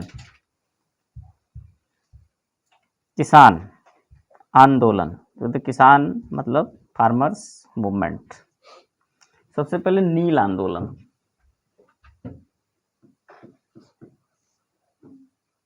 नील मूवमेंट यानी इंडिगो, ये कब हुआ है? 1859। इसकी विशेषता है जस्ट आफ्टर 1857। यहाँ 1857 से मतलब है विद्रोह, बाकी इस डेट का कोई वैल्यू नहीं। इस डेट की सिर्फ वैल्यू इतनी इसी में है कि एक बड़ा सा विद्रोह हुआ था जस्ट आफ्टर। जैसे क्वेश्चन है कि 1857 के विद्रोह के तुरंत बाद का विद्रोह कौन है, तो उसके तुरंत बाद का अगर कोई पहला विद्रोह हुआ तो नील आंदोलन हुआ है। तो क्वेश्चन यहां बन गया। तो 1859 का है ये। क्षेत्र कहां पर हुआ है? बंगाल। क्षेत्र, इसका जो रीजन है वो है बंगाल। और started from Nadia, district Nadia, district Nadia, village Govindpur, गांव गोविंदपुर, जिला नदिया, राज्य बंगाल, ठीक है। ये इसका केंद्र रहा है। नेता, इस विद्रोह का नेता कौन बना है? लीडर दिगंबर विश्वास और विष्णु विश्वास। ये दोनों बड़े खतरनाक हैं, आगे चल के बम भी चलाएंगे भी। ये हार्डिंग तृतीय पर जो बम मारे थे, रासबिहारी बोस का पूरा संगठन था, यही थे दोनों, 1912 में दिल्ली। दिगंबर विश्वास और विष्णु विश्वास। तो यहाँ से चलो ठीक है, प्रश्न बने। एक प्रश्न तो बना हो तो क्लियरली मैंने बता दिया, बाकी यहाँ से बन सकता है ऐसा नहीं है। अब दूसरा प्रश्न जहाँ से जो इम्पोर्टेंट रूप से बन सकता है वो लिखिए आप, प्रमुख समर्थन करता, किस, सपोर्टेड बाय, किसके किसके द्वारा सपोर्ट किया गया ये मूवमेंट। सबसे पहले ईसाई मिशनरियां, the Christian missionaries, Christian missionaries एक सपोर्टर। दूसरा सपोर्टर लिखे नंबर 2, हिंदू पैट्रियट के संपादक हरिश्चंद्र मुखर्जी। हिंदू पैट्रियट पत्र है, हिंदू पैट्रियट के संपादक Harishchandra Mukherjee. Editor of Hindu patriot mister Harishchandra Mukherjee. तो यहाँ से दो प्रश्न क्लियर है। तो हिंदू पैट्रियट के संपादक कौन है ये भी क्लियर करने की कोशिश की गई है, क्योंकि एक बार यही पूछा गया है कि पैट्रियट के संपादक कौन थे।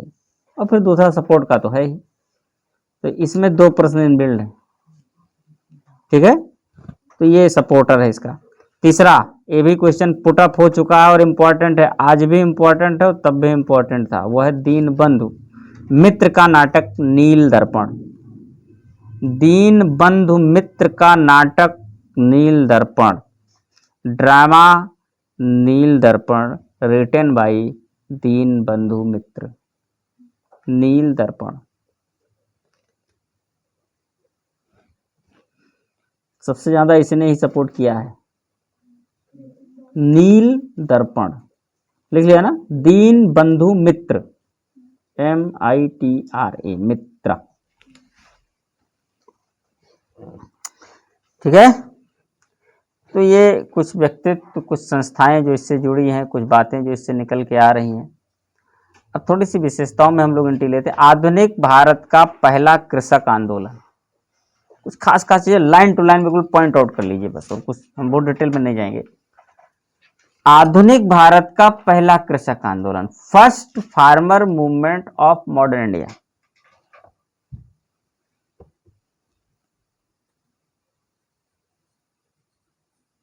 एक्चुअली कृषक आंदोलन इसके पहले नहीं हुए हैं, इसके पहले तो इकोनॉमिक कारणों से जो आंदोलन, तो वो आंदोलन क्या था, एक प्रकार से तो विद्रोही था वो। तो आधुनिक भारत का, अच्छा आधुनिक भारत की भी शुरुआत कब से मानी जाएगी, इसको भी जान लो। तो आधुनिक भारत का पहला पूछ लो, घटना उस डेट के पहले का हो जाए तो कैसे। आधुनिक भारत आप कब से मान रहे हैं? नहीं, जब अंग्रेजी शासन स्थापित हो गया है। अभी भारत को आधुनिकता का प्रोसेस अलग मुद्दा है, बट सत्ता ब्रिटिश हुकूमत कब स्थापित हुई है प्रॉपर, 1858, महारानी विक्टोरिया। हाँ, तो अधिनियम तो खैर अपने स्थान पर, जब महारानी विक्टोरिया भारत की साम्राज्य बन गई तो फिर इंग्लैंड का हिस्सा बन गया भारत, और इंग्लैंड मॉडर्न है तो उसका हिस्सा भी मॉडर्न ही होगा। तो मैथमेटिकल रूल अगर लगाएं तब भी 1858 से ही माना जाएगा, और सामाजिक स्थितियों को अगर हम देखें तब भी माना जाएगा, क्योंकि अब चलेगी उसी की, उसकी चलेगी वही जो मॉडर्नाइज से प्रेरित होगी, ठीक है। और भी बहुत सारे कारण। तो आधुनिक भारत का पहला कृषक आंदोलन, इस नाते भी, और अन्य आंदोलनों में अगर ऐसा पूछा आधुनिक भारत का पहला ऐसा कुछ, तो आप 1858 को ही मान के चलें। उसके पहले तो अब ठीक है, तो 1757 प्लासी में उन्होंने कहा था, जो ना सरकार का था वो कमेंट क्या था, जो ना सरकार का इतना इस तरह, 23 जून 1757 को भारत से मध्य युग का अंत हो गया और एक नए युग की शुरुआत हुई, आधुनिक युग की। तो यार ठीक है, तुम अपनी फ्रस्ट्रेशन व्यक्त कर रहे हो, अलग मुद्दा है, दूरदर्शी हो, इससे पता चल रहा है कि आप दूर तक देख ले रहे हैं, बट भाई स्टार्ट कुछ हुआ नहीं है एक्चुअली। ओके, मामला क्या है, मामला क्या है, जैसे कृषक आंदोलन था, अब ना ना, यहां पर नील का ही मामला है, इंडिगो का ही मामला है।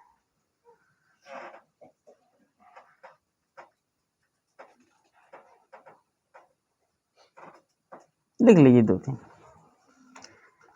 यूरोपीय भारतीय कृषकों को उनकी जमीन पर नील उगाने के लिए प्रेरित करते थे, इंफोर्स करते थे, ठीक है। तो Europeans made enforce to Indian farmers, the Europeans made enforce to Indian farmers for cultivation of Indigo,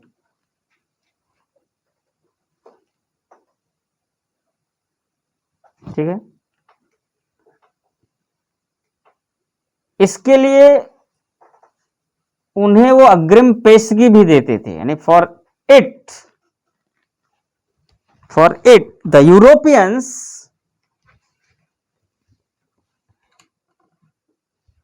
gave them the advance, अग्रिम पेशगी को एडवांस कहते हैं,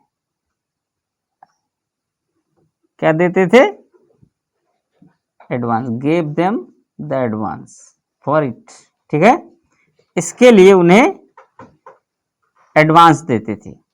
अब ये क्वेश्चन नहीं, क्वेश्चन है एडवांस एक प्रथा चल गई थी, तुमने एडवांस ले लिया, अब एडवांस ले लिया एक बात होगी, अगर तुमने कहा हाँ तो वो ऑटोमेटिक समझ गया, फिर तो आपके खेत में नील ही पैदा किया जाएगा। एक प्रथा, एक सिस्टम चल गया, इस प्रथा को ददनी प्रथा कहा जाता था। ये प्रश्न है, एडवांस सिस्टम यानी this is known as, this was known as dadni system.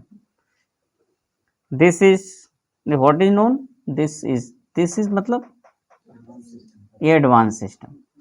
तो इसे जो है एडवांस दे देते थे, इस प्रथा को ददनी प्रथा कहा जाता था, यानी this is known as dadni system. हम लिख दे रहे हैं ददनी सिस्टम, इस प्रथा को ददनी प्रथा कहा जाता था। ठीक है, ओके। तो बाकी आंदोलन हो गया, इसमें एक डिप्टी कमिश्नर ने, एक कलारवा के डिप्टी कमिश्नर को एक ऑर्डर पढ़ने में कोर्ट का थोड़ा सा चूक हो गई, उसने कहा कि यार अब होता क्या, ददनी सिस्टम कर देते थे, अब ये नील वगैरह अगर उसमें कुछ इधर उधर करते थे तो उनकी जमीनें जब्त कर लेते थे एडवांस के नाम पर। ठीक है, तो वो जो डिप्टी मजिस्ट्रेट था हेमचंद्राकर, वो एक पढ़ रहा था फरमान, कलारोवा के डिप्टी मजिस्ट्रेट हेमचंद्राकर को एक अधिक पत्र पढ़ने में थोड़ी सी मिस्टेक हो गई, तो उसने पढ़ दिया कि अब किसानों की जमीनें जब्त नहीं की जाएंगी। तो इन लोगों को लगा कि अच्छा निर्णय है, लेकिन जब वो लोग पुलिस वगैरह लेके पहुंचे कुछ ऐसे लोगों के यहाँ जिनकी जमीनें जब्त करने, जो प्रॉपर नहीं कर पाए थे, जब्त नहीं की जाएंगी, तो तमाम लोगों ने भाई कंटेम्प्ट कर दिया अंग्रेजों के इस रूल का, भाई नील नहीं उगाए, कोई गेहूं लगा दिया, कोई कुछ कर दिया। तो जमीनें जब्त करने जब पहुंचे तो ये भाई अभी मजिस्ट्रेट साहब तो कह के गए थे कि यार ये नहीं होगा, ये कैसे हो गया, तो कहा ये रूल है मजिस्ट्रेट। तो पता चला कि बाद में मजिस्ट्रेट पढ़ते समय वो जब्त की जाएंगी कि नहीं की जाएंगी पढ़ दिए, यार वो उनके पढ़ने में मिस्टेक हो गया। तो उन्होंने तो कह दिया भाई गलती हो गई, चले गए। तो इधर फिर दिगंबर विश्वास, विष्णु विश्वास सब अपना कट्टा उट्टा लेके जो है ईटा उटा लेके दौड़े, सब मारपीट हो गई वहां, तो विद्रोह हो गया थोड़ा सा। ठीक है, तो इसलिए फिर विद्रोह यहाँ पर कई बुद्धिजीवियों ने बंगाल के इस विद्रोह को जो है समर्थन दिया था, और वो मैंने आपको लिखा ही दिया कि सब जो समर्थन दे रहे हैं सब बुद्धिजीवी लोग हैं, इंटेलिजेंट स्कॉलर्स लोग हैं, कई लोगों का समर्थन है। और परिणाम क्या हुआ, रिजल्ट ये देख लीजिए, किसान आंदोलन का रिजल्ट। अब यहाँ से थोड़ी थोड़ी सफलता मिलेगी, क्योंकि संगठित है ना मामला, इसके पहले संगठन नहीं था, अब संगठन जो भी हो रहा संगठन से हो रहा, उसका परिणाम भी दिखेगा। परिणाम, सी टोनकर की अध्यक्षता में एक 4 सदस्यीय नील आयोग का गठन किया गया 1860 में। इन 1860 they are organized a indigo commission, they are organized a indigo commission, an indigo commission with 4 members in leadership of C. Tonekar. C. Tonekar.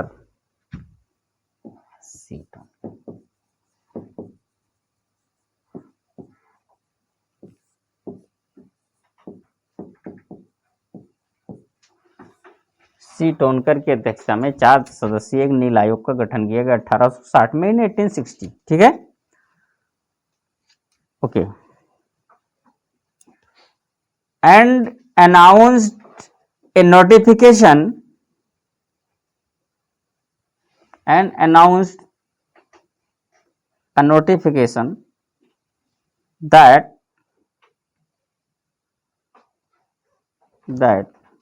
okay, अब किसी भी रैयत को नील की खेती के लिए बाध्य नहीं किया जाएगा, that there would not be force to any farmers, ryot मतलब फार्मर्स किसान, there would not be forced to any farmers to cultivation of cultivation of indigo. नील की खेती के लिए बाध्य नहीं किया जाएगा और सारे विवादों का निपटारा विधि पूर्वक किया जाएगा। एंड ऑल डिस्प्यूट्स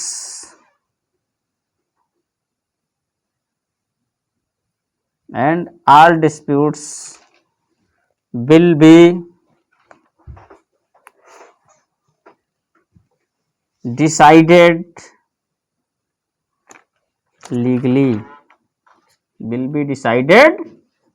legally, तो ये नील आंदोलन का हो गया।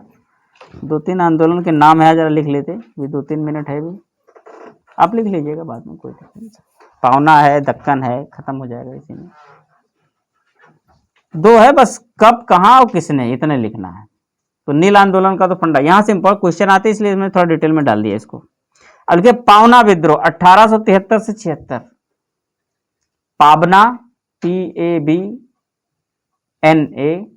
Revolt movement 1873 to 76, 1873 to 76। क्षेत्र बंगाल का पावना जिला, डिस्ट्रिक्ट ऑफ पावना, बंगाल, यह रीजन, क्षेत्र, रीजन ऐसे लिखिए आर, ये होगा reason, Pabna district of Bengal.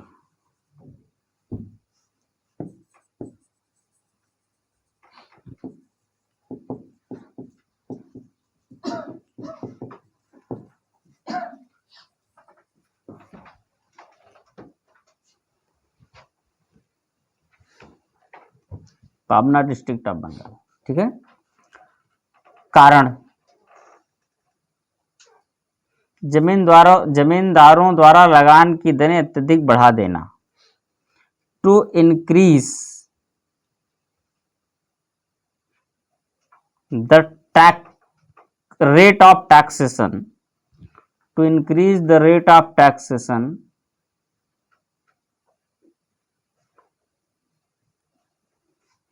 by the landholders। तो ये बढ़े हुए दर पर हैं। नेता लिख लीजिए कौन कौन से, लीडर,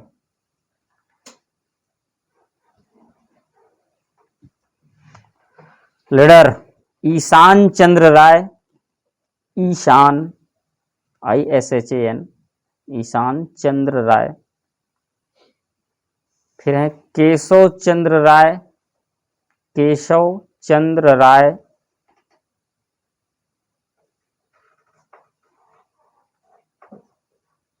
और शंभूपाल, 3 लीडर हैं। परिणाम यहीं लिख के खत्म करिए। सारे जितने मूवमेंट हो रहे हैं सबके साथ जो परिणाम आ रहे हैं सबके फेवर में आ रहे हैं। या तो मूवमेंट खत्म कर दिया जा रहा है, या तो उनकी समस्या कम कर दी जा रही है, या तो समस्या खत्म ही कर दी जा रही है या कम कर दी है, जनरली कम कर दी जा रही है। अब जैसे परिणाम 1885 का बंगाल काश्तकारी अधिनियम द्वारा कृषकों को संरक्षण, कंजर्वेशन टू फार्मर्स बाय, ये रिजल्ट है, conservation to farmers by Bengal agriculture act of 1885, Bengal agriculture act of 1885, Bengal काश्तकारी अधिनियम, बंगाल एग्रीकल्चर एक्ट ऑफ, काश्तकारी खेती से ही रिलेटेड वर्ड है। बंगाल एग्रीकल्चर एक्ट ऑफ 1885 द्वारा किसकों को संरक्षण क्या दिया गया होगा भाई, जमींदारों जो जबरदस्ती लूट कर रहे थे रोका गया होगा, ठीक है, एक प्रकार से ठीक ही रहा। अगला है दक्कन का विद्रोह 1875, Deccan, Deccan movement of the farmers,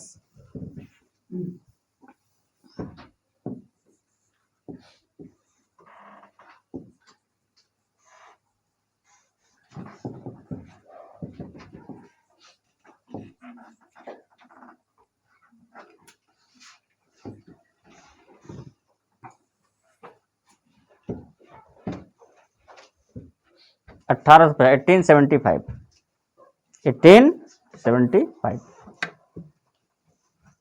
बाकी तो सब फ्री ही हो, आराम से लिखो, 1 घंटा और आपको भी जाना है अभी। तो कुछ नहीं, यही दक्कन लिख लीजिए। क्षेत्र महाराष्ट्र का अहमदाबाद, अहमदनगर और पूना जिला। जो रीजन है महाराष्ट्र का अहमदनगर और पूना जिला, Ahmednagar and Poona district of Maharashtra.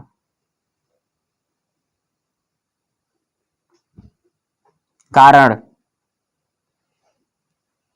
कारण reason,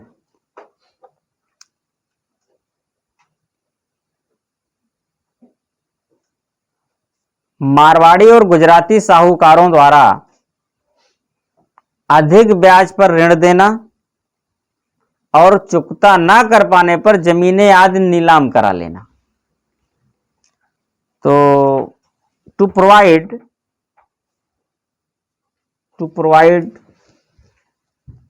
depth on maximum interest rate by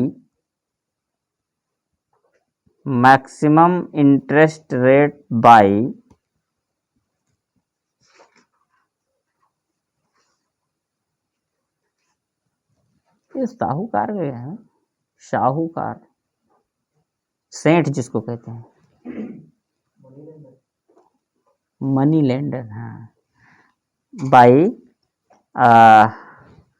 Marwari and क्या लिखा है, गुजराती, गुजरातियन नहीं, Gujarati Marwari money lenders, by Gujarati and Marwari money lenders, या money lenders of Marwari and Gujarati, ऐसा भी लिख सकते हैं। देना और चुकता ना कर पाने पर, and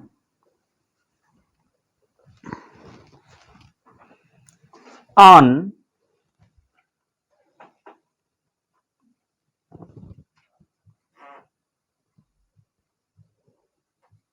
not to pay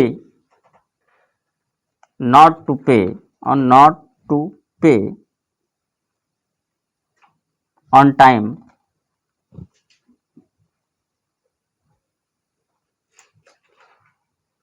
their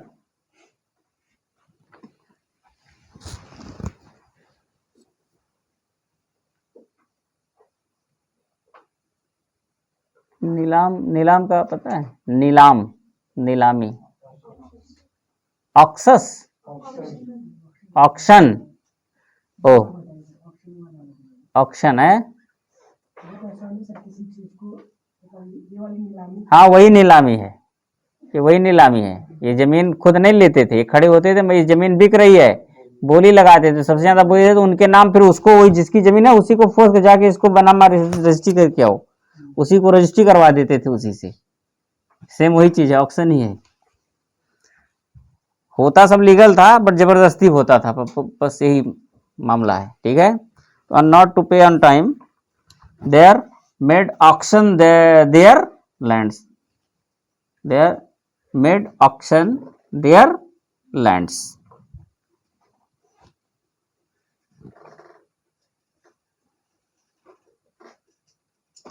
ठीक है, जमीनें नीलाम करवा देते थे। समझ गए ना बात, तो बस समझ गए वो ज्यादा बढ़िया है। परिणाम, रिजल्ट,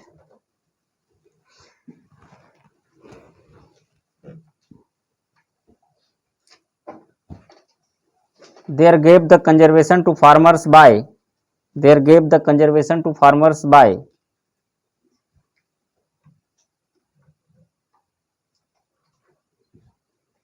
Deccan Agriculture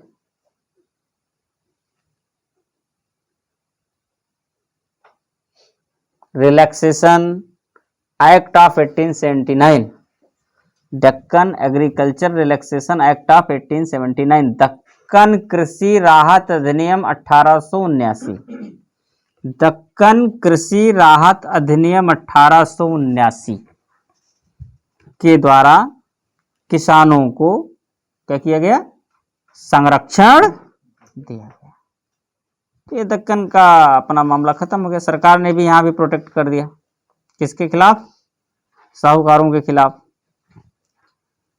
ये हो गया। तो ये कुछ विद्रोह थे, इसके बाद किसान विद्रोह, खैर है तो अभी है ही, अभी तो उत्तर प्रदेश में है, बिहार में है, स्वामी सहजानंद है और स्वामी श्रद्धानंद है। स्वामी वाले जितने हैं ना ये बड़े इंपॉर्टेंट हैं। तो ज़्यादा नहीं है लेकिन चलो आज रहने ही दो, रहने ही दो। 5-10 मिनट का काम है लेकिन कल ही कराएंगे, प्रेशर में मत लिखिए। हालांकि ये विद्रोह का मामला खत्म ही जानो। अब हम लोग जो पढ़ेंगे वो प्रेस पढ़ेंगे, एजुकेशन पढ़ेंगे, देन कांग्रेस और फिर नेशनल मूवमेंट। ठीक है, ये तो 10 मिनट में हो जाएगा, संयुक्त प्रांत और बिहार। अब जितना पढ़े हो पढ़ के आओ, थोड़ा पढ़ के आया करो, उस पर थोड़ा सा 5 मिनट हम लोग डिस्कस भी कर लिया करें, क्या याद हो रहा है क्या नहीं, परीक्षा भी आ रही है? ठीक है।